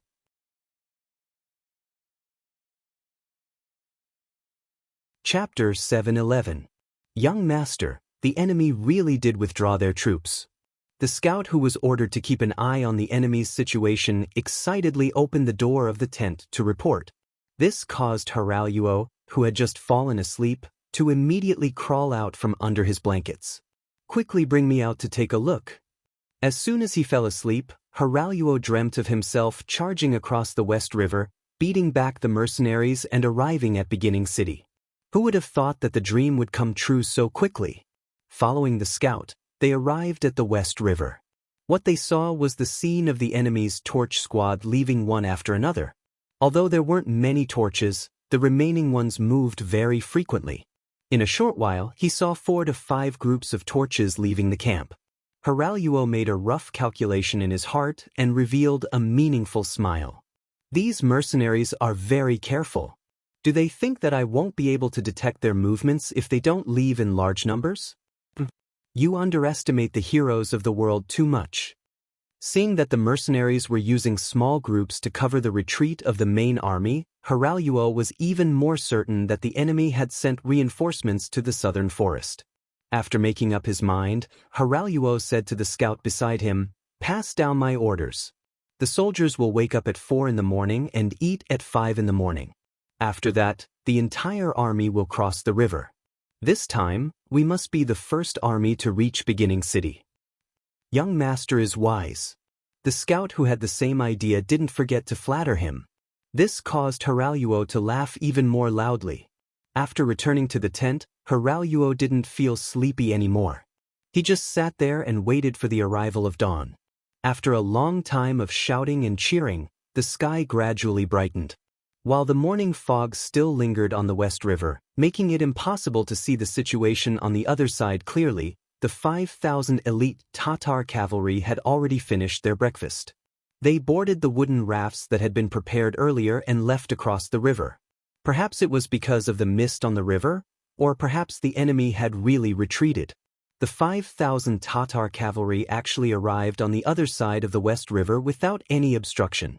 As soon as they arrived, Haraluo loudly announced the order to attack. He wanted to take advantage of the fact that the enemy wasn't ready to launch a surprise attack and obtain victory. Once the order was given, the 5,000 Tatar cavalry mounted their horses and brandished their swords, charging straight toward the mercenary camp 3 miles away. His shouts could be heard from far away, drifting along with the wind. What was surprising was that there was no movement from the opposite side of the barracks despite all the shouting. This was very illogical. Whether they were panicking or going out of the camp to fight, there had to be a plan. This kind of disregard was really a little strange. Haliruo's face was filled with doubt as he charged at the front of the group. However, a thought quickly surfaced in his mind. The mercenaries must have escaped under the cover of the night. Perhaps they knew that the southern Sinewood forest could not be defended, so they had already retreated to the beginning city. If that was the case, then he would lead the large army straight in and charge to the beginning city. The first merit would undoubtedly belong to him. Haha. Thinking of this, Halaruo laughed heartily. His 5,000 Tatar cavalry had already arrived in front of the camp. As expected, there was still no movement. From the looks of it, there was no one inside. Many of the Tatar cavalrymen who were originally nervous had relaxed expressions on their faces. Search and see if there is anything valuable left behind. After all, this was an abandoned camp. Just the tents left behind were worth some silver taels. The Tatar cavalry eyed the tents covetously as they dismounted and charged into the tents. Some of the Tatar cavalry took the initiative to stand guard. It had to be said that elites were elites. Even with a great victory at hand, they were still able to maintain a calm formation. It was precisely because these people abided by the rules of war that they were able to escape this disaster. On the other hand, the Tatar cavalry who were eager to obtain the spoils of war had already been locked onto by the god of death the moment they charged into the green tents. Boom! Without any warning, a huge explosion suddenly sounded from a tent. A Tatar horseman who had entered the tent, as well as 5 horsemen standing outside, were immediately sent flying into the air by the powerful explosion. And all of this was only the beginning. It was like a chain reaction, like dominoes being pushed down by someone. Explosions sounded one after another at this moment. The nearby military tents also began to explode continuously at this moment. Those who had entered the tent, those who hadn't entered but had already walked to the front of the tent, as well as some Tatar cavalrymen who were staring at the tent, had all become targets. Amidst the continuous sounds of explosions, these people were engulfed in a sea of fire. What's going on? The continuous explosions shattered Halaruo's eardrums, but as the commander he still didn't forget to shout out loud. Even though his voice wasn't even worth mentioning in front of the powerful explosions, and no one could hear him clearly, he still continued to shout out loud. It was destined that no one would answer his question. There was only the continuous explosions and the sudden sounds of killing. At the moment of the explosion, a group of over 5,000 cavalrymen had already surrounded the area. Firearms appeared in the hands of these cavalrymen. They were the main force of the independent regiment that had retreated to this place and returned. Apart from the 2 firearms battalions that were left behind in the southern forest, the remaining 14 independent battalions were all gathered here. The instant the booby traps were detonated, they rushed out as planned, quickly surrounding the panicked and disorderly Tatar cavalry. The greatest damage caused by the explosions wasn't the psychological pressure on the Tatar cavalry, but rather the deterrence of the warhorses. What animals feared the most was fire and powerful sound waves. The exploding mines seemed to have both of these. The warhorses that hadn't experienced such a situation were naturally afraid from the bottom of their hearts. At this moment, they instinctively neighed, jumped, and even ran wildly without knowing where to go. It seemed that only by doing so could they relax a little. The usually obedient warhorses suddenly jumped crazily, completely disobeying orders. Many unprepared Tatar cavalrymen were thrown off their horses. Even some of the cavalrymen with good riding skills could only lie on their horses to prevent themselves from being thrown off. It was completely impossible for them to command the warhorses. At this time, the mercenaries appeared. While they were still far away, The bullets of their firearms whistled through the air. One shot after another hit the uncontrolled and unprepared Tatar cavalrymen. Blood splattered everywhere. One by one, the cavalrymen were shot in the chest or body. They fell off their horses or directly fell to the ground, ending their young lives. Enemy attack, counterattack, prepare to counterattack.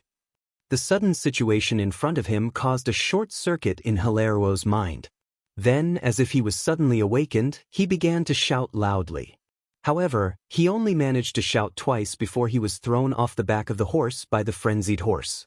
The intense pain caused him to fall to the ground, unable to make a sound for a long time. It wasn't just one or two people who suffered the same fate as Hilario, but at least a few hundred cavalrymen. The rest of the Tatar cavalry were either injured from being thrown off their horses, or were still fighting against their horses. Some were even killed by the mercenaries' long-range muskets. There were less than 1,000 Tatar cavalrymen who were able to maintain a certain level of fighting strength. However, these 1,000 cavalrymen were already scared out of their wits. When they saw the sudden change in the army, they pulled out their sabers.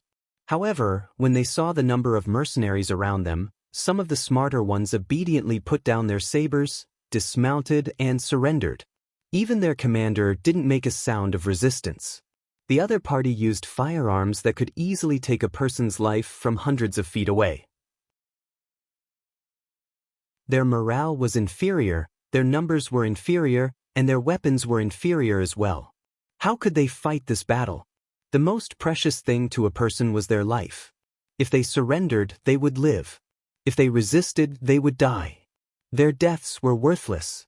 As long as they weren't fools, they would know how to make the choice. A total of 14 battalions of independent soldiers charged over like wolves and tigers. They either raised their Type 81 rifles, or held their longbows. There were even some who held horse lashings. Step by step, they closed in on the enemy. In the eyes of these soldiers, killing intent was overflowing. If anyone wanted to continue resisting, they wouldn't mind silencing them. It was precisely this kind of aura that caused the Tatar cavalrymen who originally wanted to resist to become extremely obedient. After all, no one was willing to joke around with their lives. Especially when there was a surging river behind them. With nowhere else to go, it seemed that surrendering was the only way to survive. As they continued to advance, they continued to capture captives. The 5,000 Tatar cavalrymen had completely lost their morale under the sudden attack of a booby trap.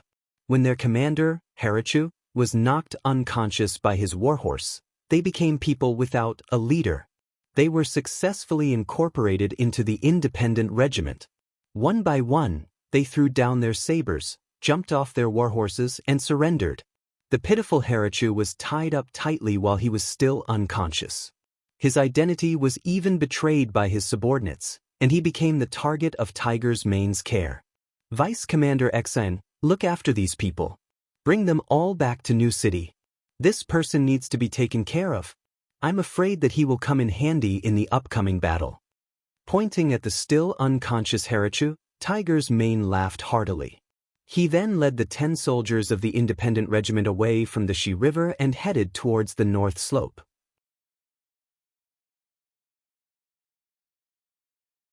Chapter 712. North Slope. General Golang, who had also received Agar Dorji's message, was in high spirits. As a general who had rendered meritorious service, he wanted to obtain military merits more than anyone else. However, the North Slope was difficult to attack, so he was unable to fulfill his ambition. Now, Lord Golang said that the battle in the southern forest was going smoothly. After the battle, many mercenaries were eliminated. In order to defend there, it was very likely that they would transfer troops from other places to the southern forest. In this way, Golang's opportunity had appeared. The so-called 10,000 taels of silver for being the first to attack the beginning city did not excite Glenn. He was more interested in this first contribution. This was also a good opportunity for him to wash away his shame. Therefore, after he received the news, he had been sending people to watch every move of the mercenaries on the north slope. However, the more anxious he was, the more there was no news. Half an afternoon and a night passed, but there were still no clues. Just when Gulang was a little impatient and was thinking about whether to send people to ask Lord Gulang again, the scout finally sent news that the mercenaries on the north slope were moving. They seemed to be changing their guard. A large number of people were moving, but because of the terrain, they could not see clearly what was happening. They must have received orders to send reinforcements to the battlefield in the southern forest. After the scout finished reporting the news, Gulang was excited and made some arbitrary conclusions. "General, if that's the case, why don't we attack now and attract the enemy here? This is equivalent to giving Lord Gulang more opportunities." The scout misunderstood and asked, "There's no need for that." Gulang immediately shook his head. This was an opportunity for him to perform meritorious service. How could he give it to others? Therefore, while shaking his head, he said aloud, "Lord Gulang has already sent an order for us to find a way to rush to the beginning city.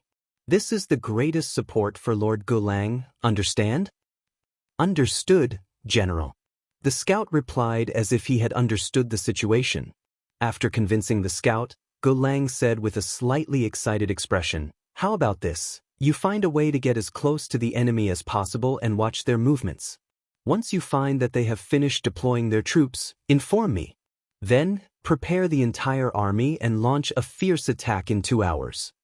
Gulang still had some brains. He did not attack immediately because he wanted to create an opportunity for the other party to divide their forces. Only in this way could he seize the opportunity to make contributions and rush to the beginning city. His goal was to directly rush into the city. By then, the mercenaries would no longer have a base behind them.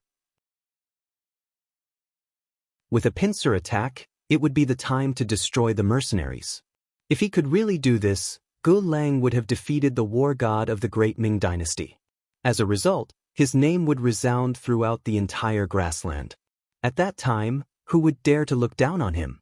At that time, he would be able to raise his voice even in front of Lord Agar Dorj. Glenn was very excited and looked forward to the future. However, he did not know that the mercenaries on the north slope were not really splitting up. They were just faking it. They had even dug a large enough pit to trap horses on the top of the slope, and had even joined forces with the Tiger's main independent regiment that had rushed over from the West River. They were just waiting for him to attack, and then they would give him a head-on blow and take him down in one fell swoop. This was originally one of Yang Chendong's plans. First, he would engage in a battle with the main force of the Tatar army on the battlefield that was most suitable for cavalry charges. In order to show the enemy that he was weak, he deliberately lowered the power of the continuous fire guns. This was to make Agar Dorj underestimate the enemy and think that he would definitely mobilize troops from the other 2 places in order to defend the southern forest. Once this news spread to the West River and the North Slope, they would fall into the trap and send out troops. In this way, he could gather the superior forces to launch a counterattack and achieve his goal of defeating them one by one. In this way, he could gather the main force of the Tatar army again and achieve his goal of defeating them in one battle. Gulang, who did not know about this, was eager to make contributions. When he heard that the mercenaries on the top of the slope might have split up, he looked for an opportunity to kill his way up. Only half an hour after he received the news, the mercenaries who rushed to support the southern forest should have gone far away and would not be back for a while. The Tatar cavalry under the slope had begun to attack. Although it was said to be a slope, it was not very urgent. It was just that the slope was longer and was not suitable for the cavalry to charge. However, if the cavalry worked hard, they would still be able to charge up. It was just that they would need more time. This time, it was no longer a probing attack. The first charge was to send out 2,000 cavalry as the vanguard. Different from the previous 2 charges, these 2,000 cavalry were only met with sporadic resistance and had already charged halfway up the slope. Looking at the top of the slope, there were only a few hundred mercenaries who were giving out bows and arrows. As expected. Seeing that the front army was progressing so smoothly, Gulang laughed endlessly. He finally gave the order for the entire army to attack. Immediately, 10,000 Tatar cavalry loudly shouted and charged up the slope from the bottom of the mountain.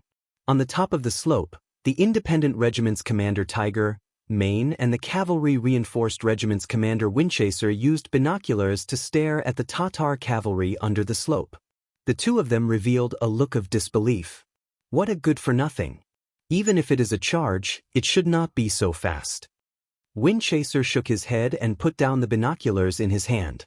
He sighed and said, good for a good-for-nothing. Our plan can be carried out even more smoothly. We can go support the southern forest even faster. The young master has been waiting for our good news. Tiger, Maine also put down the binoculars in his hand. Then he reached for his waist and took out a 54 handgun. It was the basic equipment for mercenary officers and above. It was also a symbol of status. With Tiger, Maine's status, he had already been equipped with this kind of high-level weapon. Now that he took it out, he was preparing to launch a counterattack. Winchester also took out a 54 handgun from his waist. Then he carefully wiped it again and again. When the entire body of the gun was wiped until it seemed like it was reflecting light, he opened the safety and aimed it at the top of the slope. This time, he also wanted to have fun with a handgun. Seeing Winchester's excited appearance, Tiger, Maine smiled and kindly reminded him, "Commander Winchester, a handgun is not like a spear. The shooting distance is limited. If it is too far, it won't have any effect." I know. Winchester repeatedly nodded. However, it could be seen that Winchester was still a bit nervous. It was just like the first time he held a blade and rode on a horse. The two commanders only hid and didn't move. The other mercenaries also waited in their positions. Just like this, the Tatar cavalry charged halfway up the slope and into their line of sight. Deng Yu, who was in charge of luring the enemy, looked like he was going all out to stop the advance of the Tatar cavalry. However, it was obvious that because of the small number of people, he was powerless. Seeing the enemy rushing up, he immediately panicked and shouted to retreat. Immediately, hundreds of cavalry turned around and fled. That clean and neat appearance attracted bursts of laughter from the Tatar cavalry behind. Under the laughter, Gulang also rushed to the top of the slope with the main cavalry. He also saw the scene of Deng Yu leading the cavalry to retreat. Good. Now we have successfully reached the top of the slope. Next, it is time for us to make a contribution. Boys, charge together with this general. The first to reach the beginning city will be rewarded with 100 silver taels. After Gulang shouted to boost the morale, the Tatar cavalry in front of him shouted excitedly. Then they rushed forward crazily. They wanted to follow behind Deng Yu to see if they could kill the enemy in the process of chasing. At the same time, they also wanted to get closer to the beginning city. In this way, Deng Yu ran in front. Behind him, there were tens of thousands of Tatar cavalry waving their sabers. From time to time, there would be people shooting arrows. Although the distance was still far and it was impossible to shoot, it did have a big deterrent effect. Deng Yu, who was running in front, looked back from time to time. When he saw that the Tatar cavalry had indeed fallen into the trap and caught up with him, the corner of his eyes showed a trace of a proud smile. He looked back and saw the inconspicuous road sign on the side of the road. He said loudly to the cavalry warriors beside him, "We will soon reach the horse trap area. Everyone, split up according to the plan." The mercenary cavalry who had been informed in advance of the trap immediately split into two sides, leaving the dangerous area and continuing to run forward. Some of the Tatar cavalry who were less than a mile behind also noticed this scene, but they didn't take it to heart. In their opinion, the enemy was probably in a panic and didn't know where to go. Since that was the case, they would just chase after them. Perhaps they were eager to make a contribution, perhaps they were impatient and careless, or perhaps they were arrogant and underestimated the enemy. In short, the Tatar cavalry broke into the horse trap that the mercenaries had already dug. Previously, they had considered the large number of enemies, so when the horse trap was dug, the scale was very large. It was more than 30 meters wide and 3 miles long. It consumed a lot of manpower and material resources, and now it could finally be put to use. Without any surprise, the Tatar cavalry fell into the trap. Before the first row of cavalry realized what was going on, their warhorses' heads sank and they fell into the 4-meter deep pit. This was only the beginning. More and more Tatar cavalry fell into the pit like dumplings. They were advancing dauntlessly, wave after wave, and there was no break in between. One after another, more than half of the 2,000 vanguard cavalry fell into the pit. This finally attracted the attention of the other cavalry behind them. More and more Tatar cavalry pulled on the reins of their warhorses and stopped in place. What's going on? General Glenn rushed over under the protection of a group of soldiers. When he saw the scene in front of him, he could not help but suck in a breath of cold air.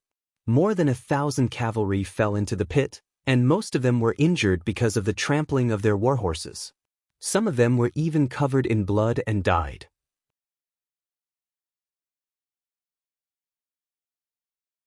Chapter 7:13.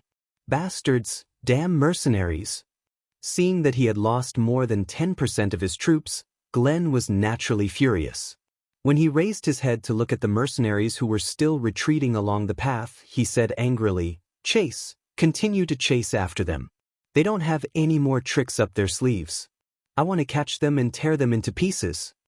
In Glenn's view, this was clearly the last resort of the mercenaries. This also proved that the other party had no other tricks up their sleeves. Otherwise, how could they set up such a big trap? It was too late and they didn't have time to rescue the cavalry who fell into the pit. After asking them to think of a way to save themselves, Glenn led most of the cavalry and continued to pursue the enemy. For safety reasons, he deliberately sent a cavalry team of 100 people to walk in front to prevent the appearance of traps. Obviously, this kind of worry was unnecessary. Large-scale horse traps required a lot of manpower and resources. Even if the mercenaries had individual shovels in their hands, it would be much easier to dig them out. However, such a large-scale trap with a wide area was not something that could be easily dug out. After chasing for another 3 miles, they were still very safe. This also made the Tatar cavalry who was originally nervous began to feel relieved. They began to speed up. Glenn, who was walking in the team, thought that at this speed, they should be able to reach the beginning city around noon. Disaster always came when there was the most hope, just like the darkness before dawn. Just when the Tatar cavalry thought that they saw hope and discovered that the distance between them and the mercenaries was shortened from 1 mile to less than 300 meters, suddenly, a loud gunshot broke the previous silence. Tiger's Mane, who was hiding in the grass on both sides of the road, opened fire. With the help of the half-meter-tall grass, he fired the first shot and hit a centurion who was shouting to urge the cavalry to move forward. The gunshot was an order. This shot led Winchester to fire a shot as well. It was a pity that he still needed to practice his marksmanship. Although the distance was less than 40 meters, this shot still missed and didn't hurt anyone. But it didn't matter. After this shot, it attracted the attention of the 4 independent battalions who were lying in ambush at the same time. They were the only firearm battalion other than the 2 Southern Forest battalions. The 4 battalions had a total of 1,600 men. Gunshots rang out in unison, and in just one wave, they killed the 1,000 Tatar cavalry charging at the front. When the Tatar cavalrymen were killed one after another, the entire Tatar cavalrymen were shocked and panicked. At this moment, along with the second wave of gunfire, the mercenaries who were fleeing stopped in their tracks. Not only that, but thousands of cavalrymen also appeared beside them. They brandished their sabers or held bows and arrows as they charged towards them. The arrogant Tatar cavalry was stunned by the sudden change in front of them. They watched as their companions were killed one by one on their horses. When they saw the cavalry getting closer and closer, many arrows were already falling in front of them. Some of their companions were even injured. They began to feel fear. The vanguard cavalry was killed by spears or arrows one by one. They were unable to exert enough fighting power. It was like a fist being held down by someone.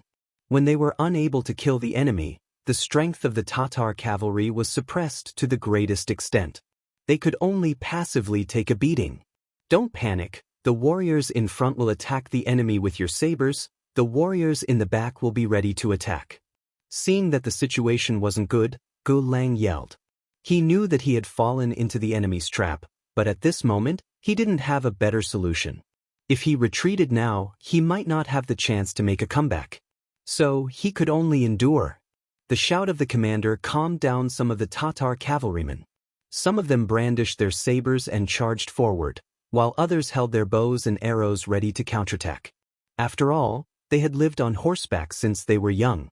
Although there was an unknown change in the situation, their good psychological quality allowed them to quickly calm down. Throw grenades and break the enemy's formation. Prepare the bazookas and break their psychological defense. Tiger's Mane, who was hiding on the side of the road, was also shocked by the Tatar cavalryman's fighting spirit. Fortunately, he still had a backup plan that could break the enemy's psychological defense. Under the order, some of the soldiers of the independent regiment took out the weapons they had prepared for a long time from their backs or waists. Tiger's Mane specifically asked them to stay behind when the 3 divisions of the Cold Front Division left. There were still a lot of grenades, and although there weren't many bazookas, it was still enough to deter the enemy. When these heavy weapons were taken out and activated, countless grenades were thrown at the Tatar cavalrymen like rain. There were also 2 bazookas loaded with shells and began to fire. The situation on the battlefield instantly became very tense. Boom boom boom boom boom, boom boom boom. Boom. First, there was a series of loud bangs from the grenades. They smashed a huge hole in the Tatar cavalry, causing countless warhorses to lose their composure amidst their neighs. They no longer listened to the orders of the cavalrymen and danced wildly. 2 rocket launchers were launched to completely suppress the Tatar cavalry's charge. When one of the rocket launchers landed 200 meters away in the enemy's main camp, the fighting spirit that had just been gathered due to Gulang's words suffered a heavy blow in an instant.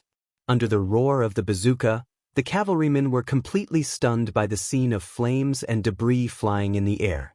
They had never seen such a situation before and didn't know how to deal with it. The warhorses under them became the fuse that led to their final defeat. The warhorses were terrified and ran for their lives. They didn't care about the feelings of their masters and didn't listen to any of their orders. It was a mess, a complete mess. In the chaos, horses bumped into each other and people bumped into each other. Before the mercenary cavalrymen rushed to the front, the Tatar cavalrymen had already fallen into the process of killing each other. One after another, the cavalrymen were thrown off their horses. One after another, the warhorses crashed into each other and fell to the ground. This time, Gulang wasn't spared.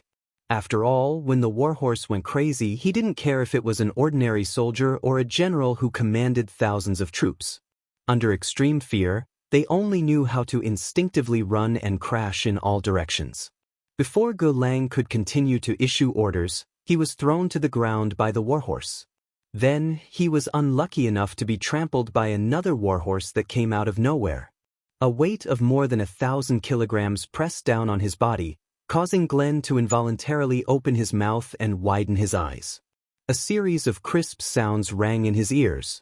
It was the sound of his ribs being crushed. Piff! A mouthful of blood spurted out from Gulang's mouth without warning. When the warhorse finally trampled over him, he was unfortunately trampled by another warhorse from afar.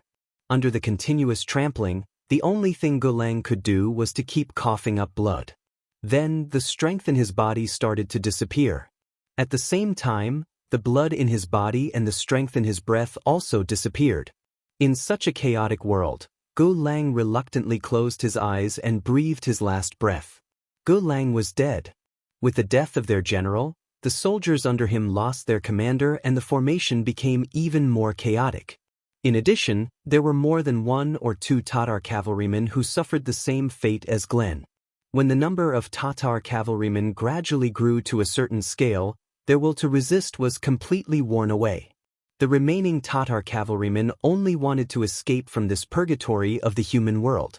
They had no other thoughts. Charge. Kill. Dismount and throw your swords. Those who surrender will not be killed. At this moment, a large number of mercenary cavalry arrived. Taking advantage of this unstoppable momentum and chaos, they slaughtered their way into the chaotic Tatar cavalry as if they were in a no-man's land. Raising their swords, they chopped down one enemy after another under their horses. Under the strong morale, many of the defeated Tatar cavalrymen chose to surrender. After all, knowing that they would die if they resisted, it was not bravery but foolishness. 10,000 Tatar cavalrymen suffered heavy losses, especially under the attacks of muskets, grenades, and rocket launchers. Their will to fight was disintegrated. In the end, they abandoned their remaining will to fight and their dignity. They became defeated soldiers and captives. Who? Tiger Edge let out a long sigh and stood up from the grass. He then looked at Wind Chaser, who had an equally excited expression, and said, "Let's hurry up. The young master is still waiting for us to reinforce and regroup." Wind Chaser also knew that they were able to obtain victory here because of the support of the independent firearms unit. Since they had won, what they needed to do now was to rush to the southern forest with the fastest speed and meet up with the 6th young master to annihilate the last of the Tatar cavalrymen. Come, hurry up and clean up the battlefield. If anyone doesn't surrender, kill them. Don't waste time. The will to fight had been defeated, so the next step was much easier. Clean up the battlefield and capture the captives. Wind Chaser had already given the order. The soldiers under him still wanted to go to the southern forest and continue to make contributions. In their impatience, whenever they encountered a Tatar cavalryman who showed resistance or didn't surrender, they would kill them without saying anything. It was precisely because of such cruel actions that the Tatar cavalry became afraid. These mercenaries really didn't take human lives seriously. When they saw someone coming over to persuade them to surrender, they didn't dare to hesitate and threw down their swords and dismounted from their horses. 10,000 cavalrymen, 3,000 died, 2,000 were injured, and 5,000 were captured.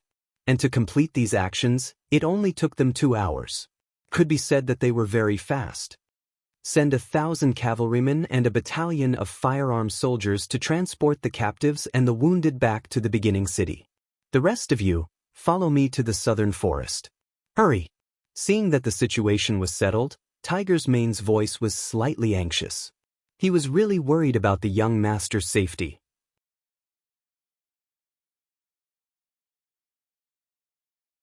Chapter 714. Southern Forest. Since the morning, Agador had issued a decision to send out a small group of cavalry to provoke the enemy.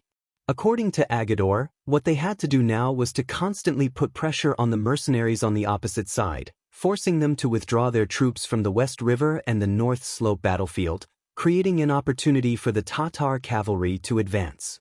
In this regard, General Suhi expressed a different opinion. In his opinion, since they already knew the strength of the enemy's army, what they should do now was to immediately launch a decisive battle and rely on their advantage in numbers to severely injure the enemy, instead of launching a probing attack to give the enemy more time to prepare.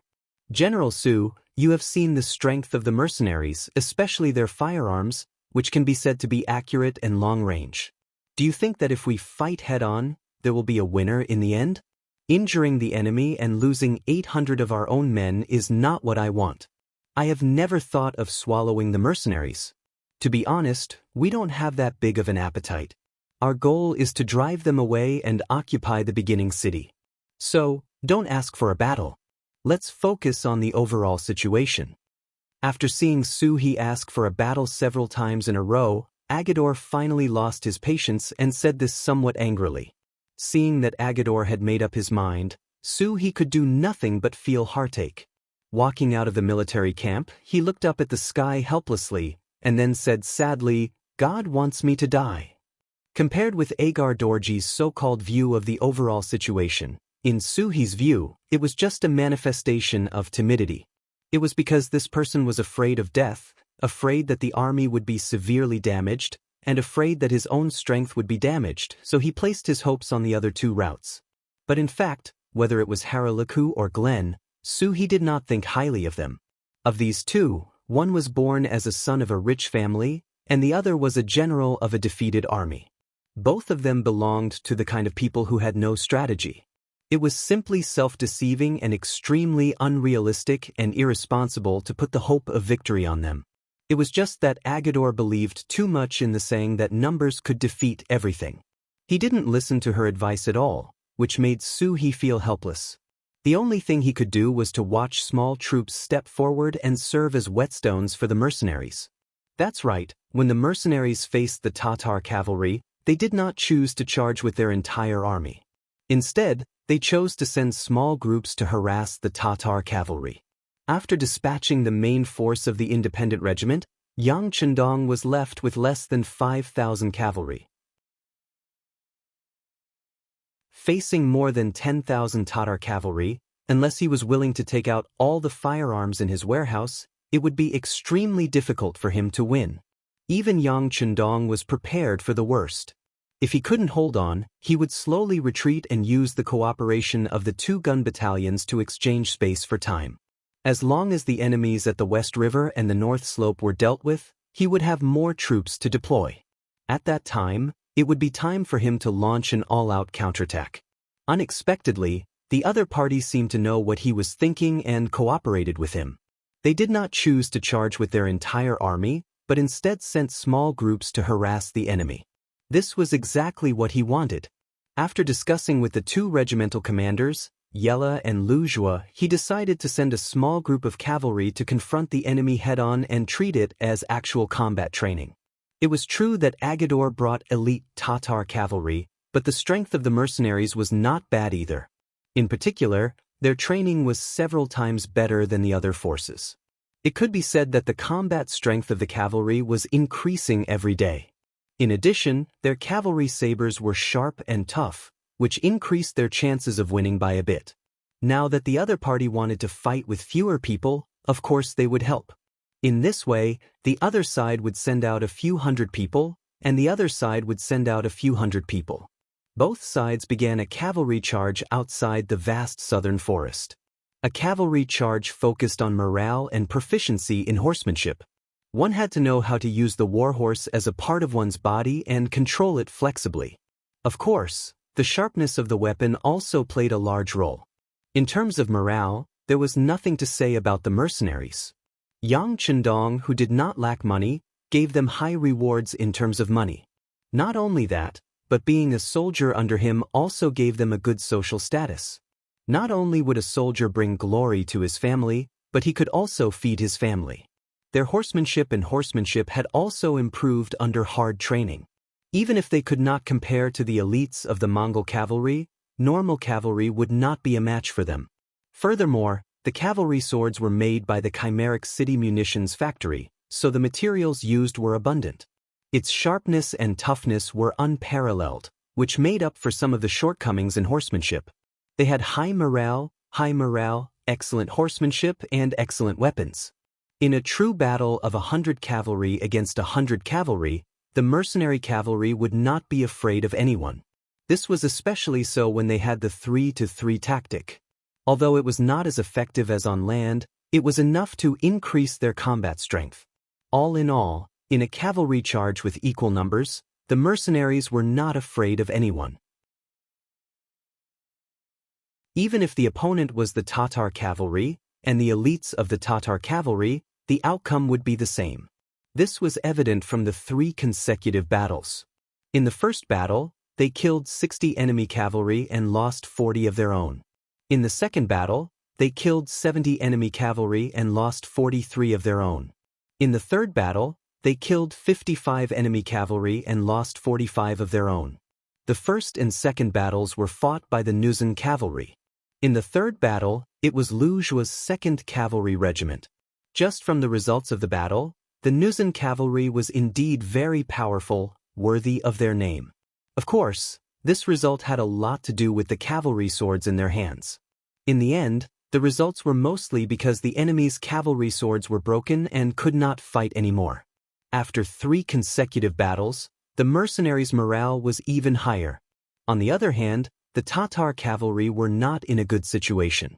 General Su He's face was even gloomier. She thought that the previous defeat was because the other side used guns and had good tactical cooperation. She was defeated by the combination of inside and outside. But now, it seemed that there was no need for tactics. With the same number of soldiers, they were no match for the enemy. This made him have another thought. Was it a mistake to choose to be the enemy of the mercenaries this time? The Tatar cavalry needed to find a new base because of the lack of provisions, but did it have to be the beginning city? But it was obviously too late to say this now. the war had already begun, and it was no longer a situation where one side could retreat as they wished.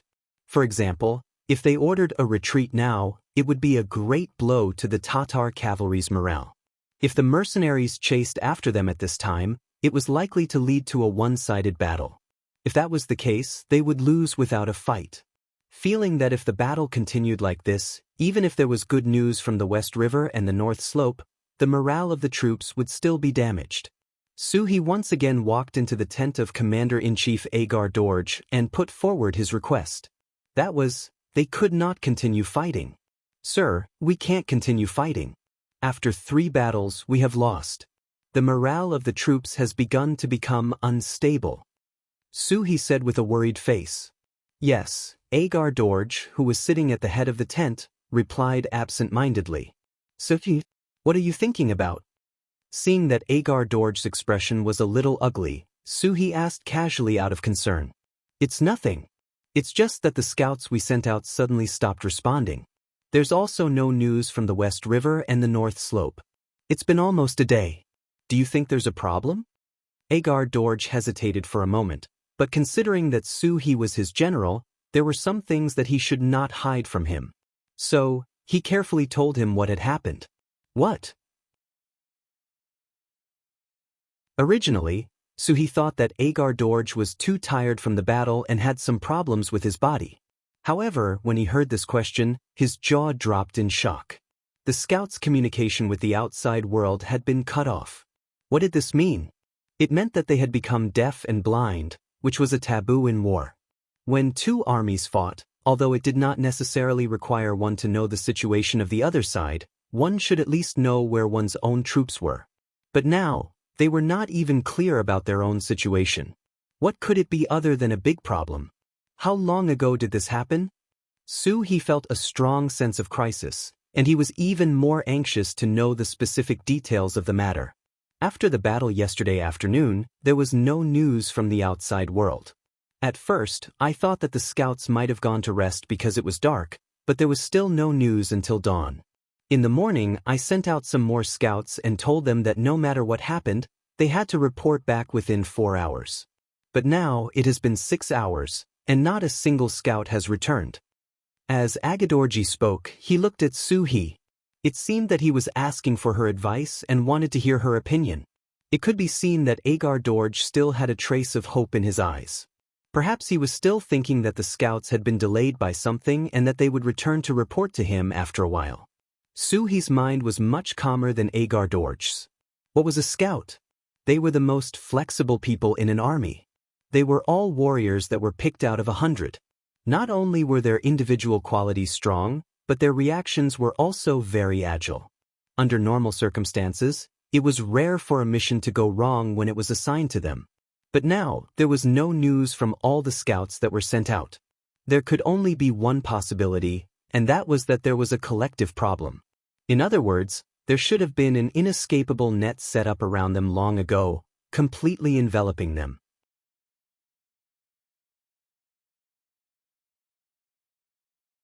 Chapter 7:15. That was the only way for such an outcome to occur. In the face of such an obvious problem, Agadorji, as the commander-in-chief, still had a fluke and fantasy mentality. Suhi was so angry that she couldn't say a word. However, this wasn't the time to pursue the matter. Instead, he had to solve the problem. Although there was anger in her heart, Suhi still suppressed the anger in her heart. She tried to say in a calm but anxious tone, "Your Excellency, I'm afraid things are not good now." How is it not looking good? Hearing Suhi's analysis, Agar Dorji's heart skipped a beat. My lord, scouts are the strongest army. Even if they don't complete the mission well, they should still be able to return and report back. But now that they can't even do that, it can only mean that something has happened to them. Not only them, but I'm afraid that young Master Hala and General Golang aren't in a good situation either. Suhi voiced out his suspicions. They aren't in a good situation either? That can't be. They have a total of 15,000 cavalrymen, and how many mercenaries do they have? Their main force can't even move in front of us, so how could they have the strength to attack us? Agar Dorji said with a look of disbelief. My lord, now is not the time to be thinking about luck. We didn't know how strong the mercenaries are before, but after these 2 days, it's obvious that we underestimated them. Since that's the case, anything is possible. For safety's sake, I suggest that we retreat immediately and meet up with young Master Hala and General Gelang's troops. He didn't dare to take any chances. A commander was walking on a single plank bridge. Being careful was one of the necessary qualities. Retreat now? Is it that serious? Agadorji finally looked at the situation seriously, his expression becoming more and more serious. Yes, he said in a very positive tone. Previously, they were worried that a sudden retreat would cause unnecessary trouble or even some unnecessary losses. But now, it seemed that there was no other choice but to retreat. It was better than being annihilated one by one. In the face of Suhi's resolute attitude, Agadorji's face finally crumbled. If the situation is as serious as the general says, then we should retreat. However, the arrangements will depend on the general's plan. Alright, I'll arrange it now. It's already evening now. I'll immediately arrange for the army to start a fire and prepare a meal.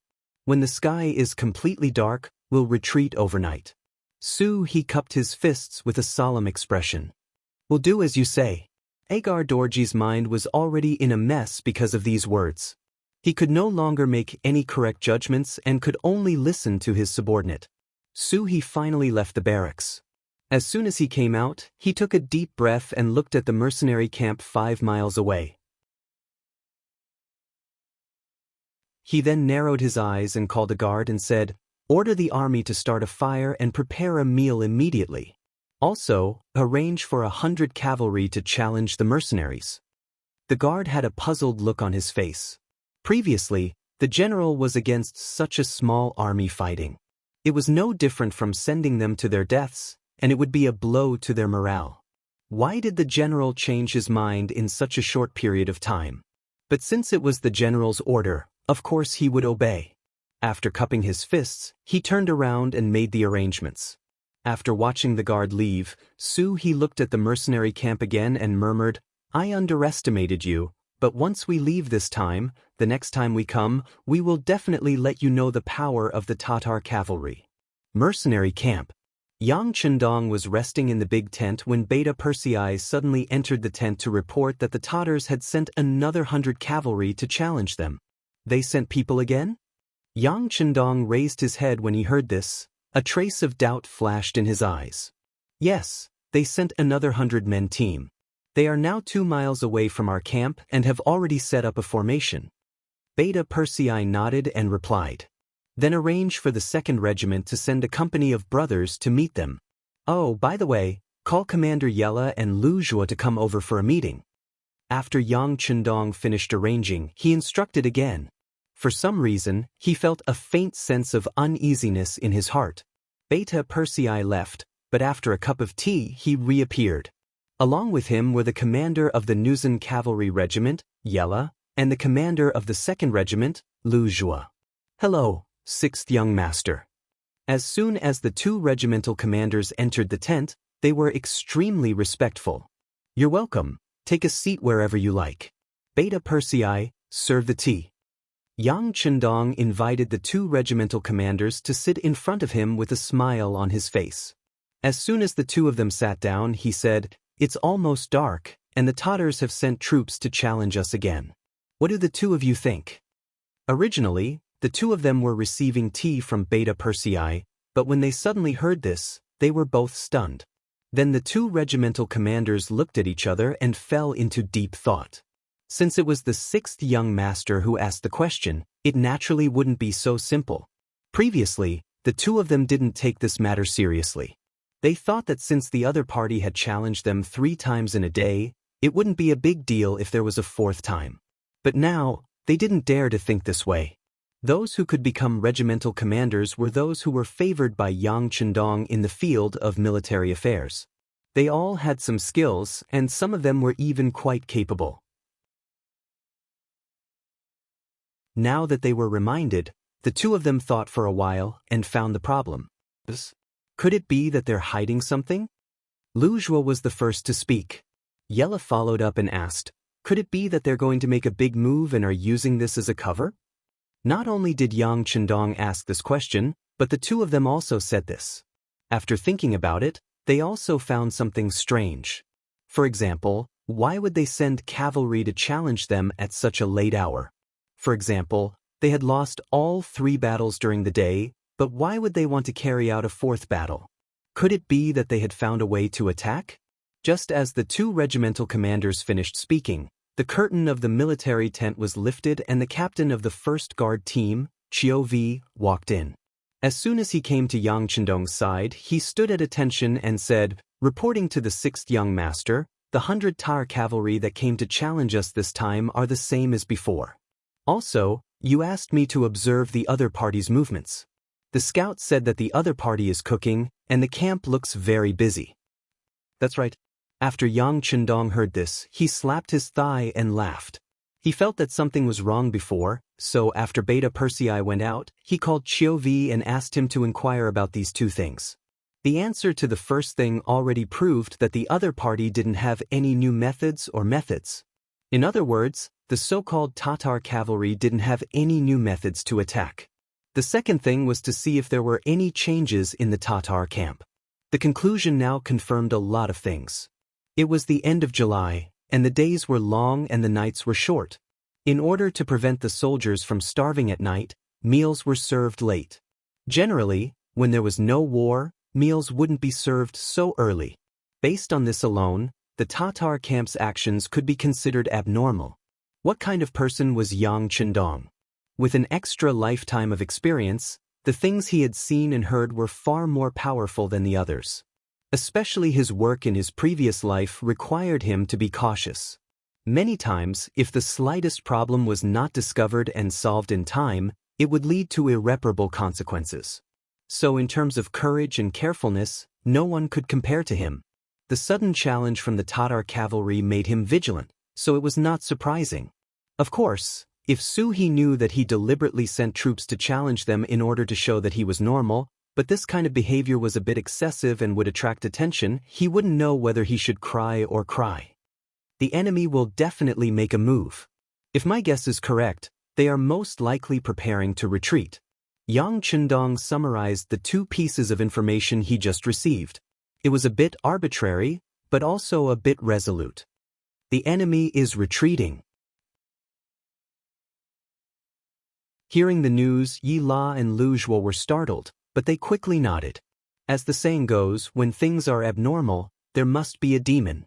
According to this kind of inference, the 6th young master's words were very reasonable.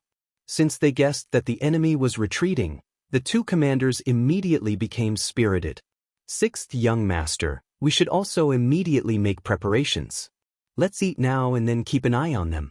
Once we discover that they are retreating, we will chase after them and kill them. We will heavily injure or even wipe them out.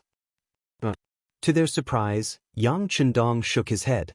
Then he smiled and said, "We will chase after them, but there is no need to eat. We can inform the soldiers to eat some cold food. In any case, the weather is hot right now, so it doesn't matter. The enemy doesn't want us to guess their intentions, so how can we not cooperate? By the way, Tiger's Mane and Windchaser should be rushing over with the army. Let's see where they are now." Yang Chendong's intention was to have a good rest at night and wait until tomorrow morning to launch an all-out counterattack. However, the plan was not as fast as changes.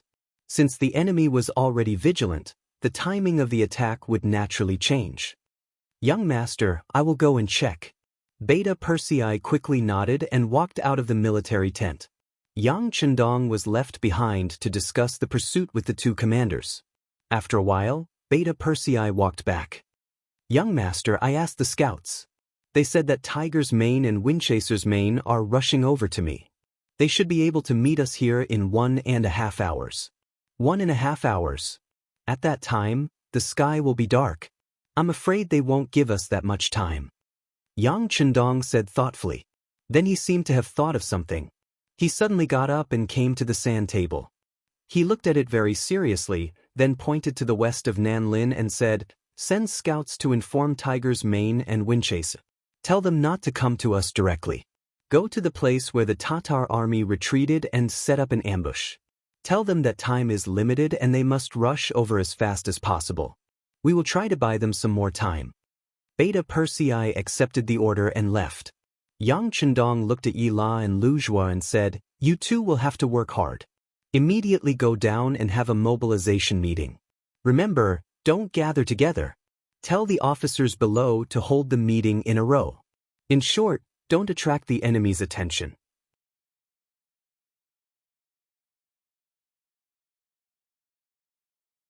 Chapter 716. Tarakamp. The cavalry was eating. Su He, who had finished his meal first, walked out of the military tent. A scout came to him and reported in a low voice, "General, there is nothing unusual on the side of the mercenaries." Su He replied calmly, and his heart was slightly relieved. This time, they sacrificed another 100-man team to challenge the mercenaries. Presumably, the other party should still be immersed in the joy of victory. They probably wouldn't have thought that they, who had just challenged the mercenaries, were now ready to retreat. Speaking of which, Su He still had another way to go. That was to go all out and fight the mercenaries to the death. It was just that in this way, even if they could win with the combat power of the mercenaries, they could only win with great difficulty. Without enough strength, even if they occupied the origin city, could they defend it? This was also a problem. In a big battle, they paid a sufficient price, but did not get the corresponding benefits. This was definitely not what Su He wanted, let alone what Agador wanted. In desperation, they had no choice but to retreat. Fortunately, no one would think that they would suddenly retreat when they had the advantage. In this way, once they gathered young Master Hiro's troops and General Golang's troops, their strength was still not small. They could still attack and retreat freely. Didn't the Han people have a saying, "Where there is life, there is hope"? As long as they had enough strength, they would not die out in the grassland. At worst, they could go and snatch other people's territories. With the strength of nearly 40,000 cavalry in their hands, how many people could be their opponent? It was a pity that the origin city was not fated to be with them. Thinking of this, Su He still felt a little regretful. In this way, pass down the order. After eating, have a good rest. When the sky is completely dark, we will retreat. Inform all the cavalry that no one can light the torches. Just leave quietly. Since they had decided to leave, there was obviously no need to think about other things. After Su He shook his head vigorously, he instructed the scout beside him. It had to be said that Su He was worthy of being a famous general. He was very careful when doing things. If the opponent this time was not Yang Chendong but someone else, perhaps he would have been deceived by him. The sky gradually darkened, to the point where they had to use torches to see the road under their feet. But from afar he could still see some shadows, so Su He wanted to wait a little longer. But at this moment, an unexpected thing happened. Suddenly, a scout came to report that the mercenaries had sent a team of 100 cavalrymen to challenge them. "They want to challenge me? It's already so late. Can you still see clearly?" Su He was surprised and puzzled when he heard the news. The scout also had a confused look on his face. He was only responsible for passing on the message. Other things were not for him to consider or question. "All right, since they're here, then let's fight. How about this? Arrange a team of 100 to fight with them. But make sure to tell them that if they can't win, then retreat. There's nothing to be ashamed of. This is also my order." Su He did not want to agree, but if he did not agree, what would he do if the other side was alerted? In the end, he had no choice but to accept the challenge. What Su He didn't know was that this was just Yang Chendong's stalling tactic. He was giving Su He a taste of his own medicine. Right now, he needed time to give Tiger Edge, Windchaser, and the others some time. After thinking about it, sending someone to challenge them now was the best option. If it was a normal day, the Tatar tribe might not agree if they sent people to challenge them at this time. But now they wanted to escape. As the saying goes, a thief has a guilty conscience. They would definitely accept the challenge. With this in mind, a company of cavalrymen was sent out. Su He did not think too much about it. In his opinion, the other side clearly wanted to continue showing off their strength. Moreover, he had issued 4 challenges during the day. Wouldn't he allow them to challenge him again? This was a very normal thing. Just like this, when night fell, both sides sent a team of 100 to fight on the prairie. The result was needless to say. Of course, the Tatar cavalrymen were defeated. Compared to the day, this battle was shorter. But even so, the mercenaries were able to gain half an hour of time. This was because even after the battle ended, the victorious mercenaries didn't retreat immediately. Instead, they stood on the spot and cursed for a while. After cursing to their heart's content, they laughed heartily and said that they were going back for dinner and returned happily. The scout came back with news that there were fireworks in the mercenary camp. This made Suhi feel relieved. Since the other side chose to cook at this time, they must not have thought that he would escape. The opportunity finally came. Pass down the order. The army will retreat in order. Leave the torches and tents behind. In order to completely cover up the traces of the retreat, Suhi made a lot of sacrifices. When the sky was completely dark, the Tatar cavalrymen finally began to retreat. Agar Dorj was in the army, and he retreated with the First Army. He left the dangerous task of covering the retreat to General Suhi. Under the cover of the night, the scouts who were lurking within a mile of the Tatar camp saw everything with the help of night vision devices. Seeing that everything was as the 6th young master said, and that the enemy was really retreating overnight, the scouts secretly admired him and immediately sent someone to report the news. The mercenaries who did not hold torches had already mounted their horses, their swords were sheathed, and their bows were on their bodies. The news from the scouts confirmed the 6th young master's guess. There would be a big battle soon, and it would be a chase. All the soldiers were somewhat excited. Yang Chendong was also riding on the white dragon horse. After hearing the exact news from the scout, his expression was also filled with excitement, and he shouted a good word. The enemy had decided to retreat, and now was the time to beat a drowning dog. Yang Chendong pulled out the saber at his waist and loudly said to the 5,000 cavalrymen beside him, "Soldiers, it's time to perform a meritorious service. Pass down my order, pursue and beat the Tatar cavalrymen." Beat the Tatar cavalrymen. The roar was like a tsunami, followed by the movement of thousands of horses. The torches were lit again and held in their hands. Other than a small number of soldiers who stayed behind to guard the camp, the rest of the cavalry let out a loud roar and all of them patted their horses and madly galloped toward the Tatar camp.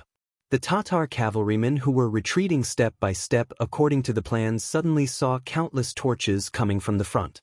The torches were getting closer and closer, and they panicked for a moment. General Suhi, who was commanding the army, was also shocked by the scene in front of him. His first thought was that his plan had been exposed, and the enemy knew about it. Things are not good. You follow me. The rest of you quickly retreat. I will catch up with you later. As expected of Agar Dorji's #1 general, Suhi quickly calmed down and quickly gathered the 3,000 cavalrymen to stay behind to cover the retreat. The situation was too sudden, and it was useless to say anything. At this time, they needed time to retreat. Suhi stepped forward bravely, holding the bow and arrow he often used, and shouted to the 3,000 cavalrymen behind him, "Follow me and use the bow and arrow to counterattack and suppress the enemy's momentum." 3,000 cavalrymen and 3,000 arrows, under the simultaneous attack, the battle formation was very shocking. At least in Suhi's opinion, it would not be a problem to hold on for a while.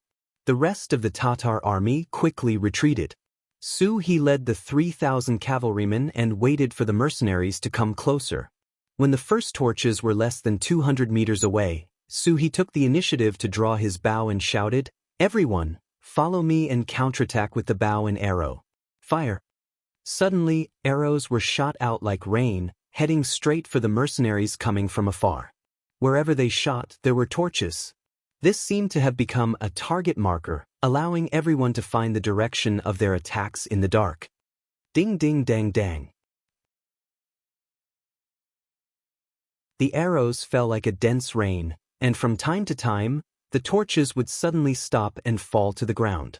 Under such a dense counterattack of arrows, many of the mercenaries were shot down from their horses. However, there were still more cavalrymen who rushed over. The ones in the lead were the black-armored cavalrymen, who were led by Yang Chendong and more than 100 guards.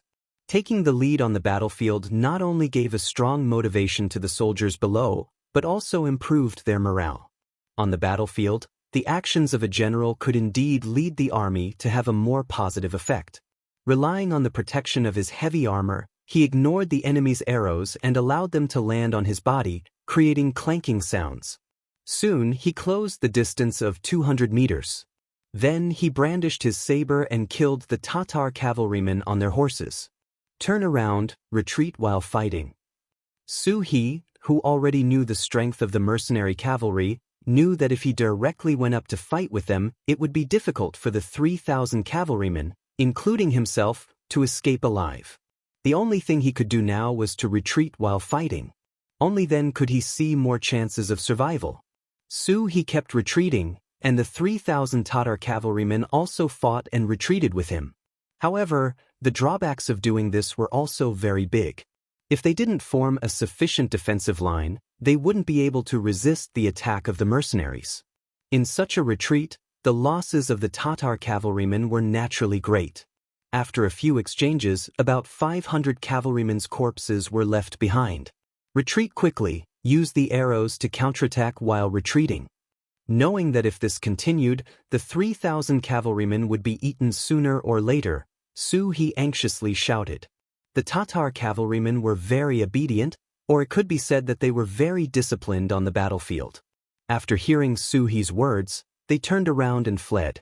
While fleeing, they used the arrows from time to counterattack. In this way, the original cavalry charge evolved into a chase. At this moment, the archers on both sides displayed their ability to fight on horseback. Arrows flew back and forth, and it was very lively.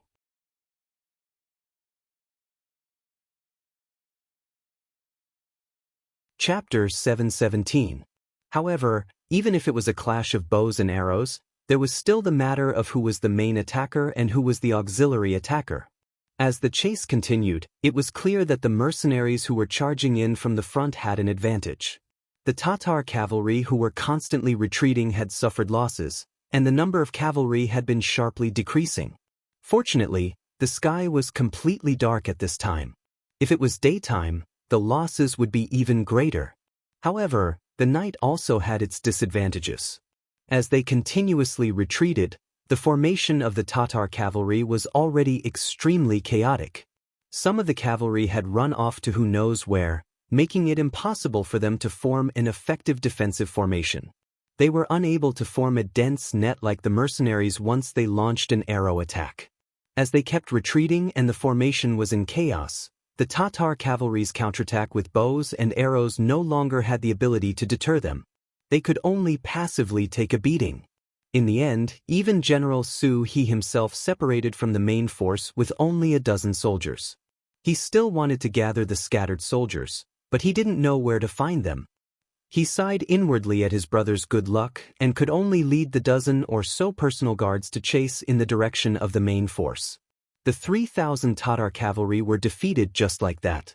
Apart from the initial threat of the arrows, they didn't put up any decent resistance. From start to finish, they only delayed Yang Chendong's troops for a little more than 2 hours. The main force of the mercenaries once again entered the process of chasing the enemy. During this time, the main force of the Tatar cavalry didn't run very far. This was because not long after they escaped from the southern forest under the leadership of Lord Agar Dorje, they encountered the Tiger's Man Independent Regiment and the Windchaser Regiment that were responsible for ambushing and blocking. The two regiments were ordered to guard the retreat of the Tatar cavalry. Just as they began to set up the battlefield and ambush, they saw many figures in the distance. The main force of the Tatar cavalry was rushing over. Attack! Tiger's Man didn't even have time to dig up the mines. He led his 3 gun brigades to launch a frontal assault on the retreating Tatar cavalry. The sudden gunshots, the dense gunshots without any warning, and the whistling of the flames that could be seen in the darkness, instantly disrupted the formation of the retreating Tatar cavalry. After a series of gunshots, at least a few hundred riders died on their horses, and over 1,000 were injured to varying degrees. Seeing the firearm battalion of the mercenaries here, Agadorji, who was following the army, naturally turned pale with fright. What he was more worried about wasn't how much of an attack he had suffered. He was more worried about why there were so many mercenaries here. Shouldn't they have been pinned down by General Glenn's headquarters on the northern slope of the West River? Could it be that their appearance here meant that something had already happened on both sides? As soon as this thought appeared in his mind, Agar Dorji felt uneasy. When the Kiliarchs came to ask for instructions, he actually didn't have a definite idea. Speaking of which, Agar Dorji's military talent wasn't very good. It was only because he was born into a good family and had followed his elder brother to Achuobuhua since he was young that he gradually began to master the military. When it came to controlling people's hearts, he might have some methods, but when it came to commanding on the battlefield, his ability was far inferior. In his confusion, Agar Dorji, who didn't have much military talent to begin with, didn't have any better ideas. Faced with the instructions of his junior generals, he could only order the army to charge through the enemy's defensive line. Only in this way could they have a chance to escape. Without a strict organization, the Tatar cavalry charged in 1,000-men formation. However, facing Tiger's Man's 3 gun brigades, 7 cavalry brigades, and more than 2,000 cavalry from the Windchaser group, such a charge naturally caused heavy losses. The battle lasted for more than 2 hours. Apart from about 3,000 cavalry that managed to break through the encirclement, the rest of the Tatar cavalry were still trapped here, unable to escape. It was at this time that General Su He rushed over with a dozen soldiers.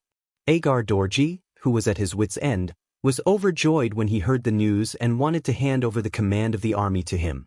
However, when the two met, General Su He's head was already covered in cold sweat. The first sentence he said made Agar Dorji feel as if the heavens wanted to kill him. "Sir, behind me is the main force of the mercenaries. This time, with 2 sides surrounding us, I'm afraid that the army won't be able to escape destruction." So fast. Hearing that the main force of the mercenaries was coming from behind, Agar Dorji felt as if the world was spinning and he couldn't see any hope. In contrast, Su He was much calmer. Although the current situation was very difficult, it wasn't that they didn't have any advantages. For example, their current total military strength was higher than the enemy's. For example, it was now night and they were better at escaping. Of course, even if they had more military strength than the enemy, Su He wasn't arrogant enough to think that they could achieve a full counterattack and achieve victory. The continuous escape had caused the army to lose the most important morale. To put it more harshly, the morale of the army might collapse at any time. Once that happened, there was no doubt that they would lose. Although Agar Dorji had many faults, such as being greedy, cowardly, bullying the weak, and fearing the strong, in any case, this person was still his superior. If Agar didn't put him in an important position, he wouldn't be where he was today. At this moment, Su He made up his mind to repay Agar Dorji. "Your Excellency, it is impossible to turn the tables now. You can only escape and hope that you can rise again to take revenge for what happened today." Su He said as if she had made some kind of decision. When he made this decision, he was also prepared to sacrifice himself at any time. Agar Dorji was shocked by Su He's decision. He was a little touched and asked, "If I leave, what about you, General?" "Of course I'll stay and lead the army to fight the mercenaries. If I don't do that, I'm afraid that you won't be able to take the opportunity to escape." Su He smiled bitterly. Who didn't want to live? But when he was destined to sacrifice others, he could only choose to stay. After all, the other party was Agar Dorji and he was only a general under him. Agar Dorji of course knew this truth. At this moment he was extremely excited and angry. He was excited because Su He was willing to sacrifice him to protect himself. He was angry because this battle had cost them everything. From now on, he could no longer be a powerful force on the prairie. The glory of the past had nothing to do with him.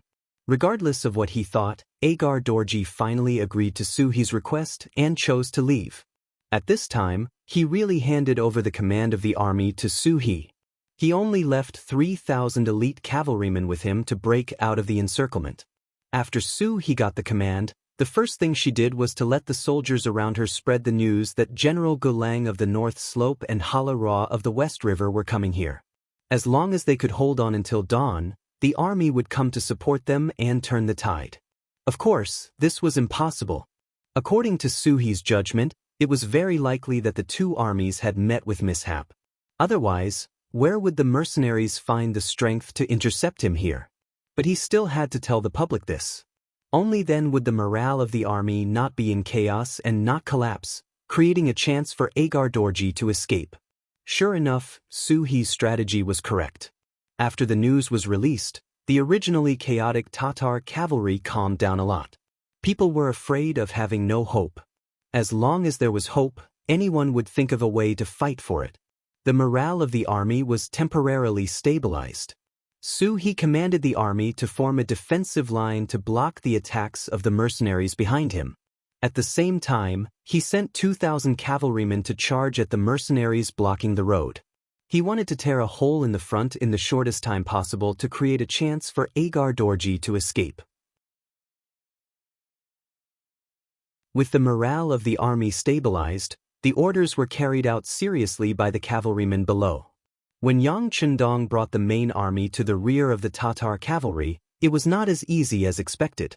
Instead, it was met with strong resistance. What's going on? Yang Chendong saw that many of the mercenaries were too careless and rushed too quickly. As soon as they entered the defensive line of the Tatar cavalry, they were submerged. In a short period of time, they lost hundreds of cavalrymen. He ordered his men to stop the attack and called over the scouts to ask about the situation. The battalion commander of the reconnaissance battalion, Su Yunsheng, had already joined the army at this moment. When he was called over by Yang Chendong for questioning, he told him what he saw. Sixth young master, the Tatar cavalry was indeed in chaos before, but because of the arrival of Su-hee, the situation changed. I don't know why they stabilized the morale of the army and had the power to fight back. After all, the time it happened was too short. It was already very difficult for the reconnaissance battalion to obtain this information. Yang Chendong did not mean to blame the other party. Instead, he asked with interest, after Su-hee came back, the morale of the army stabilized? It seems that this person has some ability. Yes, we learned from some of the prisoners that the order to retreat was also given by this person. It seems that his insight on the battlefield is also good. Beta Persei added. Then I am interested in this person. Yang Chendong laughed. Now was the time to use people. If the other party was really capable, then he did not mind recruiting him for his own use. It was just that the enemy had not been defeated yet. It was a bit too early to think about this. Like this, give the order. Don't rush to attack. When the army arrives, launch a fierce attack in units of battalions and companies. We need to advance in all directions. We can't do any individual breakthroughs. Also, the reconnaissance battalion must immediately figure out the situation and allow you to see the prisoners freely. Yang Chendong was not willing to fight a battle that he was not confident in. At least, he would not rashly launch a fierce attack before he figured out what was going on in the enemy camp.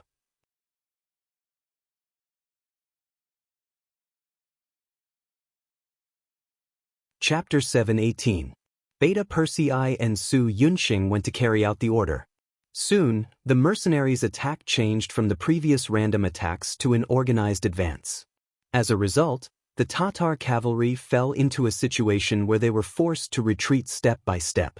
It was beyond Su-hee's expectation that the mercenaries behind him reacted so quickly. He guessed that there might be a general in the enemy's camp who knew more about tactics and was commanding them. But now, he was not concerned about this.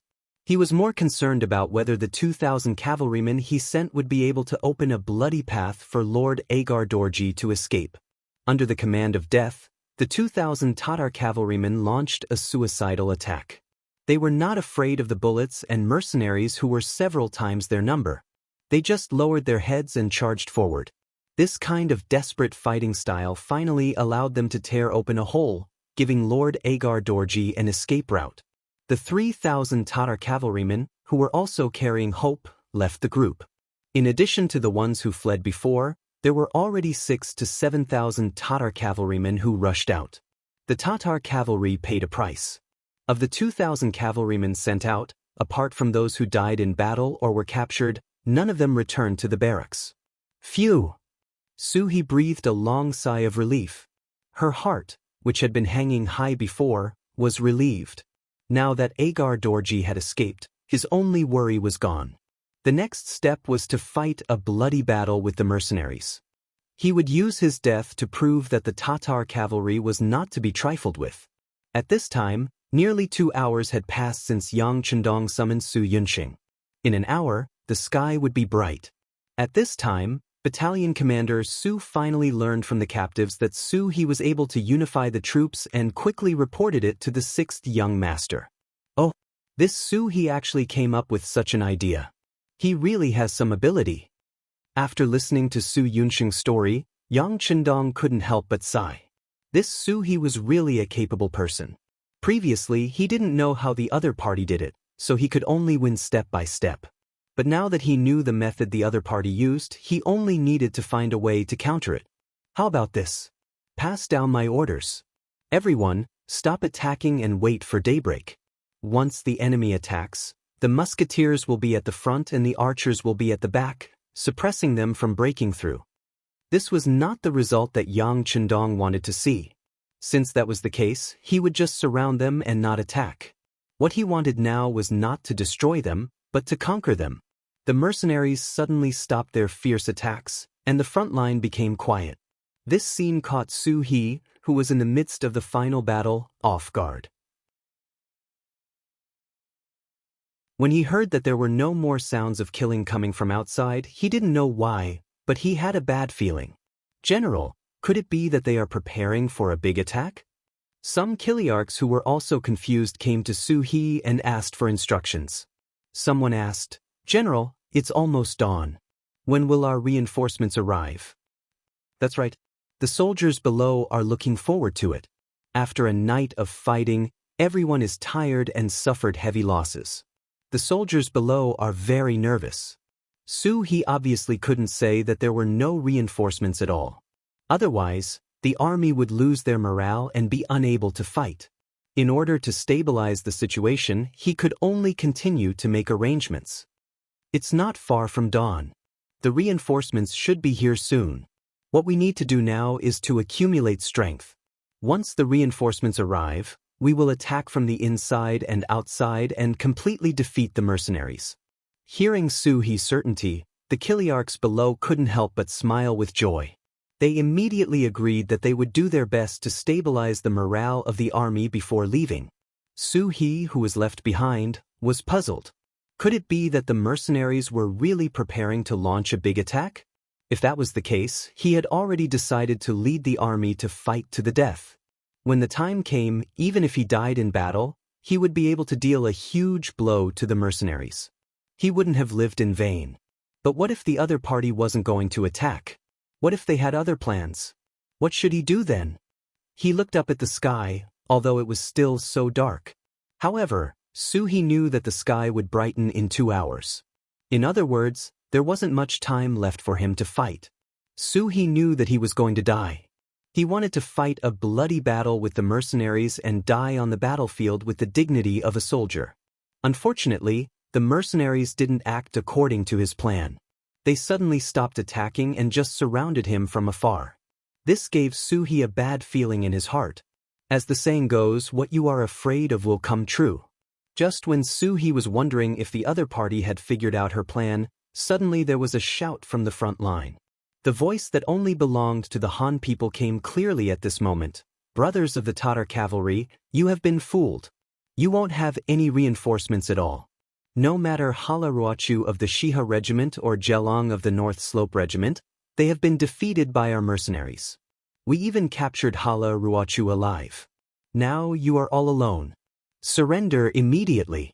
Otherwise, you will only die and it won't be worth it. Tatar cavalry brothers, you have been fooled. We won't have any reinforcements, no matter. The shout came one after another.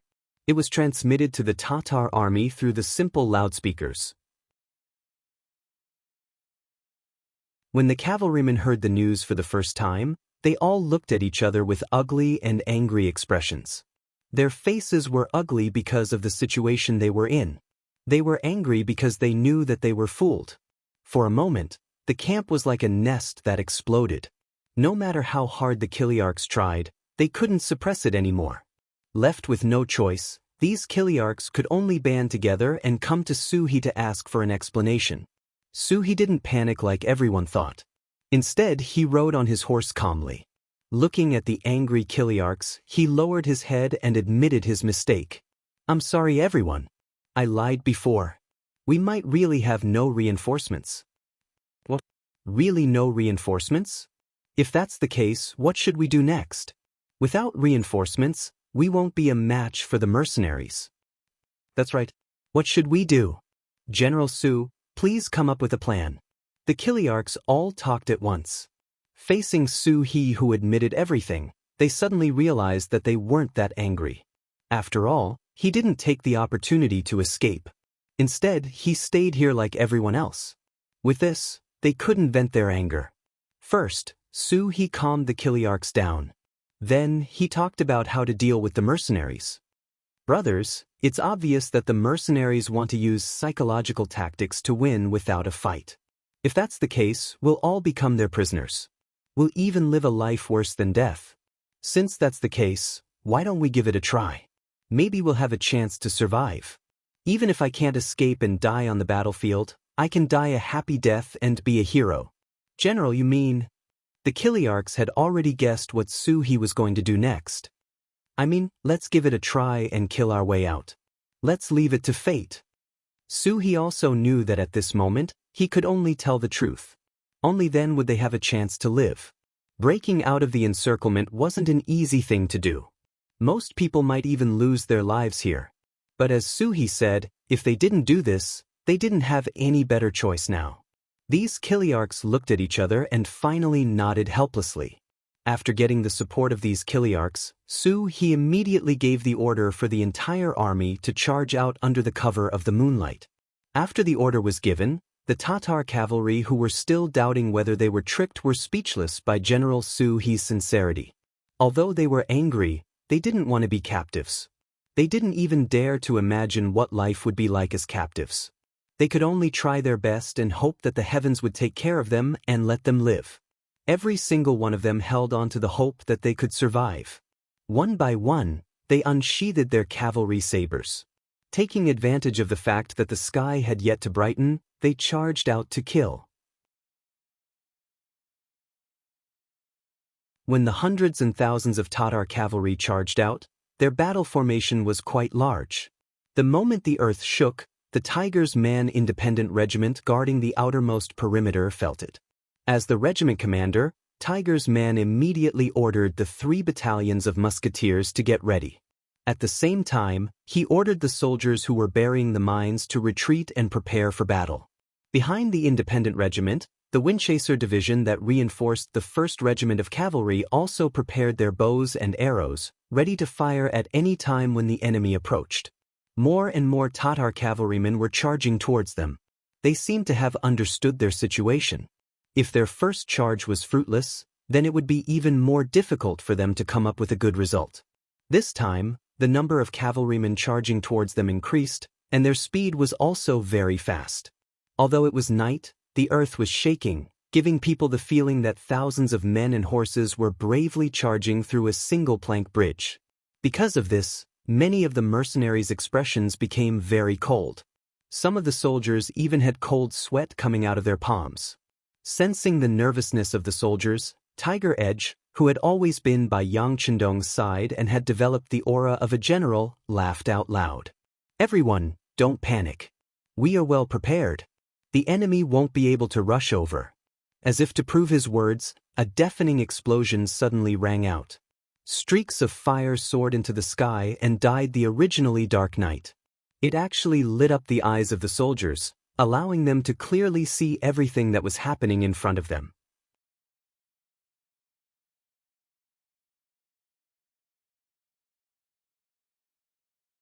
Chapter 719.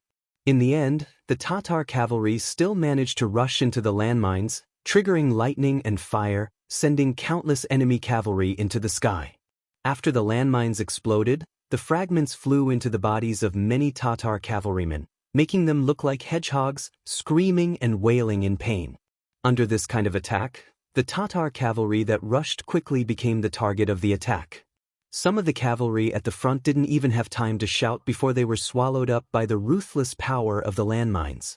The powerful landmines caused the Tatar cavalry to involuntarily stop in their tracks. Their faces were pale as they looked forward. Their hearts were filled with complex feelings, but they were unable to speak. Fire! With the help of the monstrous flames, Tiger's man noticed that many Tatar cavalry had stopped 500 meters in front of them. He made a prompt decision and gave the order to fire. He knew that at this time, if he gave the enemy a heavy blow, it would be the last straw. It would play an extremely important role in deterring the enemy.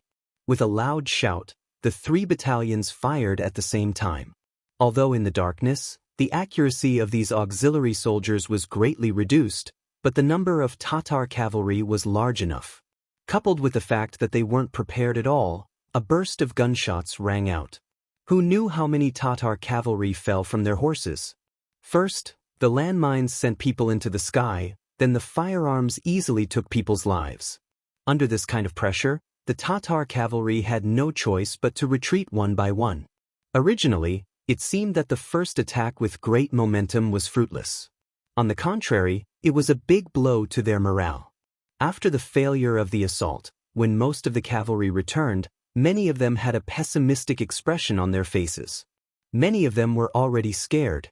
In this kind of situation where they couldn't even see how many enemies there were and where they were, many of their brothers had died. This kind of fighting style really made them unable to see any hope of victory. After Suhi learned about the situation at the front line, he couldn't say a word for a long time. He knew that the situation might be worse than he imagined. If they couldn't rush out, then wouldn't it mean that they could only choose to surrender? The battlefield once again fell into silence. The mercenaries' voices came again. It was still the same words as before, but compared to before, this time some people began to be moved. The curses were also much less than before. The persuasion continued and the sky finally began to brighten. After their vision returned to normal, the Tatar cavalry only felt more despair. In this kind of situation where their every move was clearly seen by the enemy, it would naturally be much more difficult for them to escape. At dawn, the persuasion continued, but the mercenaries didn't take a step forward. They also didn't rely on the advantage of the firearms in their hands to attack. Instead, they began to cook. Smoke spirals, and not long after, the aroma of meat. Young master, our logistics camp's chefs are all here. They are still using the condiments produced in Crimson City. Along with the freshly slaughtered meat, it will definitely be fragrant. Yang Er walked in front of Yang Chendong as if he was presenting a treasure, looking for praise. Very good. Yang Chendong nodded with satisfaction. While looking at the Tatar cavalry camp, he said, "Food is the most important thing to the people. The temptation of food can often achieve the goal of invincibility." Yang Chendong's guess was right. Using food to lure the enemy had proven to be very useful. In the past, the mercenaries had often used this trick to destroy the enemy's morale. This time, it was also successful. Yesterday afternoon, before the sky turned dark, they had eaten dinner. Now it had been nearly 12 hours. During their escape, because the mercenaries were chasing closely behind them, some of the pots and bowls of food they brought along were thrown away halfway. They thought that they could kill their way out before dawn, so no one was worried about this matter. But now, after dawn, many of the cavalry's stomachs began to growl. Although many of them had a certain amount of dry food on them, it was absolutely not a problem for them to survive for at least 2 or 3 days. But the problem was that was cold food. How could it be compared to hot food that was overflowing with the aroma of meat? After using the MSG and other things produced by Chicken City, the taste was particularly delicious. Saying that the aroma would spread for 10 miles might be an exaggeration, but with the morning breeze, it would not be a problem for it to spread for 2 to 3 miles on the open ground. When the aroma spread to the Tatar cavalry camp, many of the cavalry's expressions became somewhat abnormal. Especially those who were preparing to take out their dry food, their expressions became even more unsightly. Comparing people to people would lead to death, and comparing goods would lead to throwing away. Compared to the aroma of the fresh meat, the cold dry food was too tasteless. At this time, the voice urging them to surrender sounded again. Among them, there were some words about food. For example, the mercenaries promised that as long as they surrendered, they would immediately be able to eat fresh meat. At that time, they would be able to eat hot flatbread and drink meat soup. It would definitely be a delicacy. The picture outlined made many of the cavalry unable to help but make a swallowing motion. Then, the soldiers looked at each other as if they were somewhat tempted. Hello everyone, my name is Hulu, an authentic Mongolian. In a battle, I became a captive of the mercenaries. I originally thought that my life would be worse than death. But who would have thought that not only would I be able to live a better life and receive more money every month, I would also become a commander of 1,000 soldiers. The reason why I am telling you all this is to tell you that the reason why we gave up our homes and fought with our blood and flesh is because we want to live a better life. Right now, the opportunity is in front of you. As long as everyone surrenders to the mercenaries like me, as long as you have the ability, you do not have to worry about not being valued. This is the most realistic experience of a surrendered commander of 1,000 soldiers. Hello everyone, my name is Temu, a Nuzan cavalry. It was also in a battle that I became a captive of the mercenaries. Similarly, I am now a commander of a battalion. Now I can save up a lot of money every month. Not only is my food better than before, my clothes are also better than before. Once this war is over, I can find a beautiful girl from the grassland and start a family. Then, I will have a bunch of children and live a life where I will not have to worry about food and drink. Hello everyone, my name is Lu Dai, and I am also a Nuzan. I am also a captive. Previously, I was a deputy Chenhu in Baiming's new Urgon Dusi region. Now that I am a deputy commander, my treatment is more than 10 times better than before. Come quickly, there is delicious food that can strengthen our bodies. There are even sharper and more durable cavalry swords. There are also more high positions waiting for you. As long as everyone is willing to work hard, your future is limitless. Hello everyone, my name is Yila, and I was originally a Qianhu in Baiming's new Urgon Dusi region. Now, I am a commander of the Nuzan cavalry. After coming to the mercenaries, the most authentic experience I have had is that they have the best military treatment in the world. They have the strongest weapons in the world. They also have the most generous rewards in the world. As long as you are here, as long as you can mount a horse and kill the enemy, as long as you are sincere enough, this place will become the paradise you have always dreamed of. Come, we welcome you. One by one, the officers stepped forward to share their experiences. They expressed their views on the mercenaries and their own experiences from different perspectives. They did not speak of any great principles, but the more simple their words were, the more they could gain the approval of the ordinary cavalry. They could resonate with them. As the voices of these officers reached the Tatar camp, the expressions of many of the cavalry changed. They were eager to move. It was as if they were only missing an opportunity to stand up and choose to surrender. The Kiliarchs who were in charge of them naturally felt this change. They all anxiously went to General Su He, hoping that he could think of a solution that would satisfy both sides. However, Su He did not say anything. He only looked at the sky helplessly and shook his head. Everyone had the right to choose their own way of life and their own future. He could not interfere. In fact, he could not interfere either. Otherwise, if he forcefully suppressed them, it would cause a mutiny. On the contrary, if these soldiers could have a good way out, he would be happy. Forget it. Since that is the case, let's send some of the injured soldiers to them first. It is also good to see if these mercenaries are true to their words. If they are, you can choose to surrender in order to live a better life. If not, then we'll fight them to the death. At worst, we'll just die. Hearing Su He's words, all the Kiliarchs were speechless. However, they could not refute it. Could they say that the general was wrong? Could it be that it was wrong for a general to find a way out for his soldiers? No one objected, and they could not object. After the order was passed down, some of the wounded Tatar cavalry became the first batch of captives to be sent to the mercenaries. Then everyone watched helplessly as the mercenaries dispatched a lot of troops. They used a stretcher to carry the Tatar cavalry away from the battlefield. At this moment, some people were envious of the injured soldiers. It seemed that only the wounded could openly defect to the enemy without being blamed by anyone. There were still calls to surrender from time to time, but as time passed, no one knew if the Tatar cavalry had become numb or if there were orders from above. In short, no one saw any uninjured cavalry choose to surrender.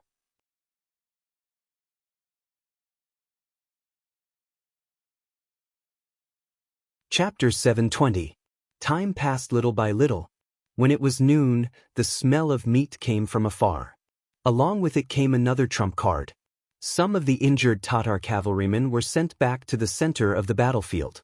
Brothers, I'm Gushan. I'm sure many of you know me. I was injured by an arrow and couldn't ride a horse, so I was sent to the mercenaries as a captive. A Tatar cavalryman on a horse shouted.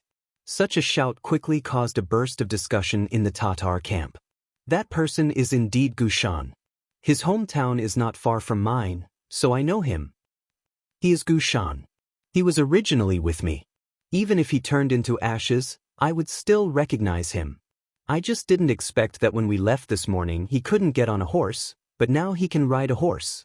Immediately, several Tatar cavalrymen took the initiative to testify, proving Gushan's true identity. After his identity was confirmed, Gushan's words were more credible. When he talked about his experience, everyone naturally chose to listen carefully. After listening to his story, they also knew what happened to him in the mercenaries. In Gushan's own words, although he was a captive, he was different from a captive. Since he and his injured companions came to the mercenaries, they were immediately surrounded by a group of medical officers called military doctors. Then all kinds of examinations, all kinds of treatment, all kinds of medicine, and all kinds of methods were used. After the treatment, hot meat soup and flatbread were served in front of him. The people who surrounded him were also Mongolian men. Through the conversation, he knew that the Mongolian soldiers in front of him were not fake. Through the conversation, he gained a deeper understanding of the mercenary army system, and he also gained a deeper understanding of how the soldiers were treated. Gushan was a person who could speak. After he saw that many people were listening to him carefully, he bluntly announced that the treatment of soldiers was 10 taels of silver a month. Soldiers were 15 taels of silver a month. The so-called B soldiers were the second-line troops with weaker fighting ability. The soldiers were naturally the first-line troops with tyrannical strength. When this treatment was announced, it immediately attracted the attention of the Tatar cavalrymen who were listening carefully. The Tatar cavalrymen were only paid 2 taels of silver a month. Of course, if there was a war, there would still be some extra benefits. For example, they could keep a portion of the things they looted. The military merits they obtained could also be exchanged for a portion of silver taels. But even so, on average, the amount of silver they received each month was still limited. It was far from being as generous as the salary of the mercenaries. Not to mention, according to what Gushan had heard, once the mercenaries were involved in a war, their rewards would only be greater. For example, if you killed an enemy on the battlefield, you could get a reward of 1 to 10 taels of silver. This also depended on who you killed. Hearing this, the Tatar cavalrymen's eyes revealed excitement and even yearning. The cavalry here were all Tatar elites. In terms of combat ability, they were more powerful than the Tatar cavalry at the West River and the North Slope. All capable people were conceded. Things like military exploits were as easy as eating a meal in their hands. Who wouldn't be tempted when they heard that they could receive so many rewards for their military service? The so-called capable people needed a platform to display their abilities, and the mercenary group was obviously a very good platform to display their abilities. It made the hearts of the capable people yearn for it. Speaking of the treatment of the Mongol cavalrymen, although their ability to march and fight was very strong, due to the constraints of the environment, They did not seem to have much creativity other than fighting and hurting.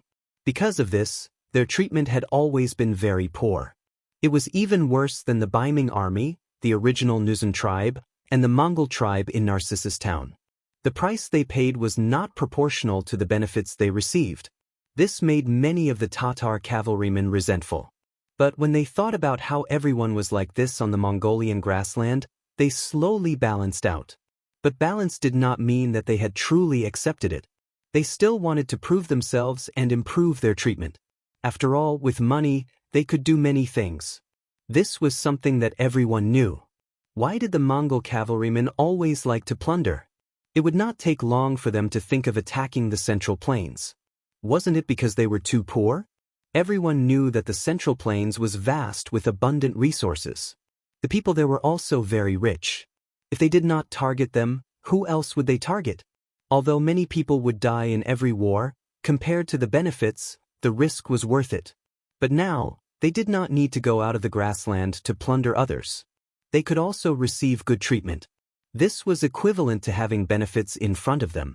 How many people would not be tempted? How many people would be able to ignore it? At this time, it was not only the ordinary Tatar cavalrymen. Some of the Tatar centurions and Kiliarchs were also tempted. Gu Shan had just said that an ordinary soldier's monthly salary was at least 10 taels of silver. As a small general, they would receive even more. If they followed this treatment and worked in the mercenary army for a few years, wouldn't they have enough money to marry a wife, build a house, and buy sheep and horses? If they really had money and a happy and comfortable life, who would want to go to war and take risks? Gu Shan's appearance made many people have a better understanding of the mercenary army and yearn for it. In the following time, more Tatar cavalrymen like Gu Shan who had been treated with minor injuries were released. They came to the center of the two armies and began to help spread the benefits of the mercenary army. One person's words might not be credible, but what about 10 people, 100 people, or more? Not to mention that the original words were true, with so many people saying the same thing, even if it was false, it would become true. As more and more of their original companions came forward to speak, gradually, no one doubted the truth of the matter. On the contrary, everyone's eyes were full of stars, imagining the various benefits after joining the mercenary army.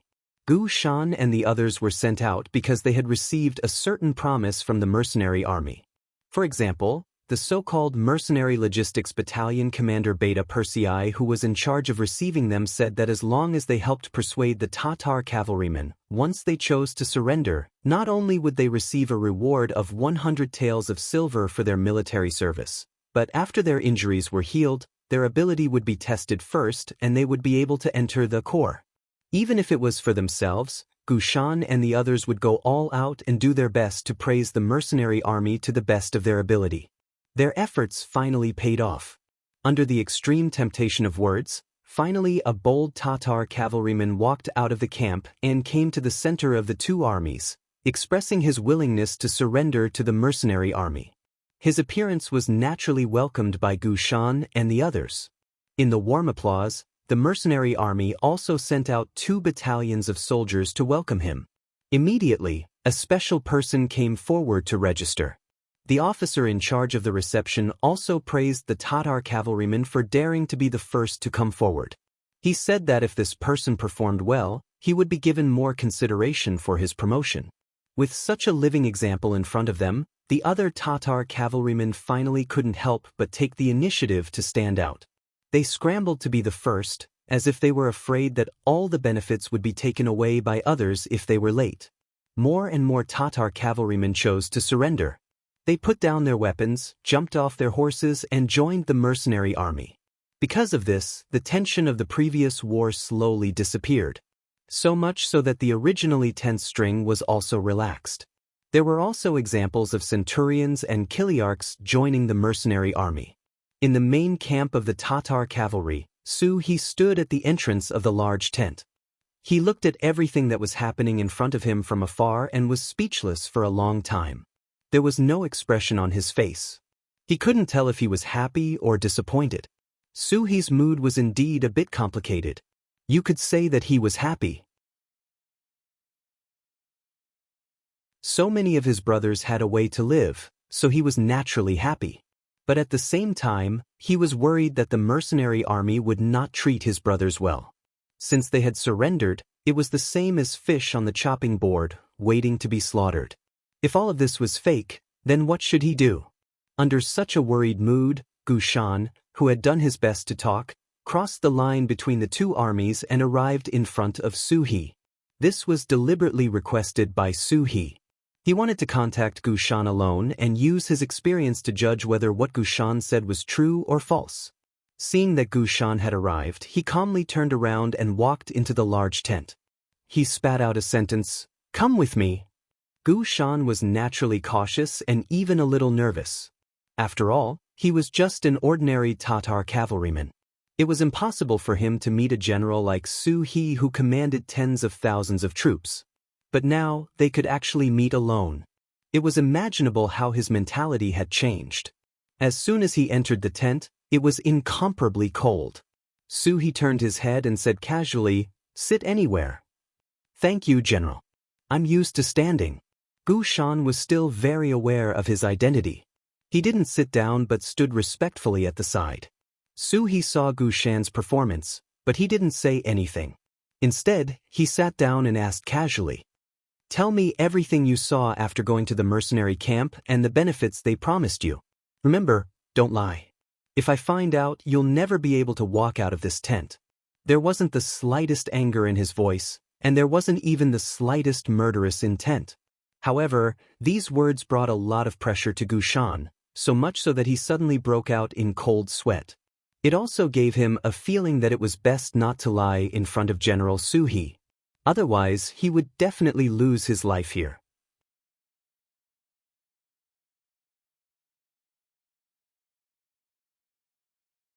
Chapter 721. "Yes, General, I will report truthfully." Gu Shan said very sincerely, then he recounted everything that happened when he entered the mercenary camp in detail. He even told Beta Persei about the things that he promised him. "General, I didn't say a single lie. Everything I said is true. I also saw our mercenary Tatar soldiers in the previous battle in the barracks. Most of them were treated well. Although they were locked in military tents, they were not beaten, scolded, or reprimanded. They even had a fixed time to come out every day. And once some of them were willing to surrender, they would immediately be separated and receive better treatment. Even those soldiers who did not make a choice for the time being would be able to eat their fill for 3 meals and would not go hungry."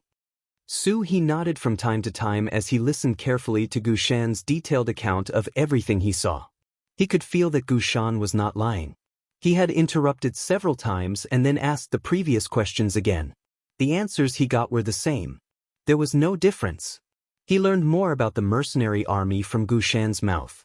He also knew that his soldiers were doing well. He could finally rest assured. He slowly closed his eyes, then waved his hand and said, "Very good, thank you for telling me so much. You can leave now." Gu Shan, who could leave, did not immediately move. Instead, he took the initiative to say after struggling in his heart, "General, don't you choose to join the mercenary army? They are indeed treated well, and their mental outlook is not worse than our Tatar cavalry." "Hee, don't say any more. Otherwise, you will only force me to change my mind about not killing you. You can leave now." Although he did not say anything more, Su He had already expressed his determination with practical actions. That is, others can surrender, but he will not. No matter what, he was a general who once commanded tens of thousands of cavalry. How could he choose to surrender in exchange for a new life? At this point, Su He was about to get angry. By right, this should be the time for Gu Shan to leave. However, he still didn't move. Instead, after a moment of hesitation, he suddenly said, "General, the mercenaries hope to see you join them. They even promised you the opportunity to lead an army alone after you join them. He also said that if you don't go, young Master Hiraluo's life will be in danger." Listening to Gu Shan's noisy words, Su He was about to get angry. Was his expression not clear and specific enough? Why was the other party still trying to persuade him? He had to show the other party some power. Just as he was about to punish Gu Shan, he suddenly heard the last sentence. When he heard Haruo's name, his originally closed eyes suddenly opened. What did you say? If Harak is still alive, how is he now? He finally reacted, which made Gushan breathe a sigh of relief. Before coming, Beta Persei told him that if possible, he could help persuade Suhi. For this, he even wrote him a letter. But Beta Persei also said that this mission could be abandoned. After all, it was too dangerous. No one would blame him if he didn't complete it. Of course, if he completed it well, there would be additional rewards and so on. On the way to see Suhi, Gushan thought a lot. In the end, he decided to give it a try. This was not only because of the generous rewards, but also because of a more important reason. He respected General Suhi very much and didn't want to see the general die because he didn't surrender. So he finally mustered up the courage to give it a try. Now, it seems that he finally made the right bet. Gushan happily took out the letter from his arms and handed it to Suhi. General, this is a letter from the mercenary general. There should be the answer you want in it. Take a look. Suhi didn't hesitate to take the letter, then opened it and read it. He finally knew what happened at Shiha and the North Slope. It was as he expected and guessed. Whether it was the 5,000 Tatar cavalry at Shiha or the 10,000 Tatar cavalry at the North Slope, they were all defeated. The defeat was very thorough. General Golang, who was in charge of the North Slope, was killed in the chaos. Harak, who led the 5,000 Shiha cavalry, was lucky and was captured alive. Now he was in the hands of the mercenaries, who originally wanted to kill him. But if Suhi was willing to surrender, this person would not die. This was the promise of the mercenary leader, the great Ming dynasty's loyalty and courage. It also expressed the other party's importance to him. At the end of the letter, there was also Yang Chendong's handwriting. General Suhi, I have long heard of your ability to command troops. I look forward to it. If you are willing to return, you will be put in an important position. The great Ming dynasty's loyalty and courage is a great promise. Just this line of words in Suhi's eyes was as heavy as 10,000 kilograms. It made Suhi feel touched. The fact that the other party was trying so hard to subdue him made him feel a little happy in his heart. A good bird chooses a good tree to nest in. Any capable person would want to find a wise master. Only in this way would they not bury their talents. Suhi also had a great dream in his heart. That was to rule the entire grassland like his predecessor, the greatest hero in his heart, Genghis Khan. Then he would let the Mongolian cavalry conquer the world and achieve supreme hegemony. Unfortunately, this dream was completely lost because he followed Agadorji. This was a greedy person, a short-sighted person. As long as he could eat his fill, wear warm clothes, and have enough power, he would stop moving forward. If he followed such a person, he might be able to barely survive, but it was obviously impossible to achieve great things. If the other party did not promote him and put him in an important position, Suhi would have left long ago. He originally thought that he would not have the chance to fulfill his wish in this life, but now, the opportunity was in front of him again. The Duke of Loyalty and Courage, the legendary war god, who could easily defeat Yes-Hen, had extended an olive branch to him. How could he not be excited? But sometimes, being excited was not enough. What really moved Suhi was that as long as he chose to surrender, he could save Haruoxian's life. This hit his heart, making him enter into a situation where he had no choice. Without Agadorji's attention and promotion, Suhi would not be where he was today. In order to repay the favor, he risked his life to let the other party leave. Logically speaking, he had already repaid the favor. But this didn't seem to be enough. He didn't just want to call it even, he also wanted the other party to owe him a favor. This way, no matter who talked about this matter in the future, they wouldn't blame him anymore. And if he could save Haruoxian, it would be equivalent to making Agadorji owe him a big favor. That would be perfect. Is Haruoxian still alive? I want to see him before making a decision. Although Suhi was already moved, he did not show it. Instead, he said very calmly, "Yes, I will pass on the general's request to the mercenary general. You just have to wait for the news." Gushan naturally could not make any promises. He also did not have the authority to do so. All he could do was to pass on the original words. Okay, I will give us 2 days. If we still do not see Haruruashin in 2 days, then you are deceiving me. At that time, even if I have to risk my life, I will fight you to the end. Suhi's voice became cold, releasing a murderous aura. Yes. Gu Shan was affected. After hurriedly agreeing, he left the tent. Not long after, this news was passed back to the mercenary camp. Regarding Suhi's request, the officers below had different opinions. Someone suggested that Haruruashin could not be handed over. This person had previously had unfavorable thoughts towards the 6th young master and even fought a big battle at the short stone pile. He was also Agadorji's only son. This person could not be let go and should be killed. Moreover, the other party was not surrounded. The news said that at least 6,000 Tatar cavalry had escaped. It was hard to guarantee that they would not become a threat in the future. As soon as this idea was put forward, it received a lot of support. Everyone thought that it was not worth it to let go of Haruruachu for the sake of Suhi, a loser. With so many people supporting this idea, the voices of quarreling in the tent quickly disappeared. After reaching a consensus, everyone's eyes fell on Yang Chendong, who had been sitting at the head of the tent without speaking. 8,000 soldiers are easy to obtain, but a general is difficult to find. You must have all heard of it. With a smile on his face, Yang Chendong's eyes swept across the faces of the officers in the tent. Suhi's ability is obvious to all of you. Let me ask everyone a question. In front of the mercenaries, if you were to command the Tatar cavalry, can you guarantee that you would do better than Suhi? Yang Chendong didn't go to talk about any great principles. Instead, he used facts to speak. Just a question was thrown out, and the tent immediately became silent. They asked themselves unless they knew all of the 6th young master's plans, and if they worked together, they might have a chance of winning. Otherwise, they would not be able to win this battle. It could be said that the moment the Tatar cavalry became enemies with the mercenaries, they had already lost. I know that many of you look down on the general of a defeated army. But what I want to say is that defeat is not the fault of the general. Whoever commands this army will have the same result. So why should you look down on Suhi?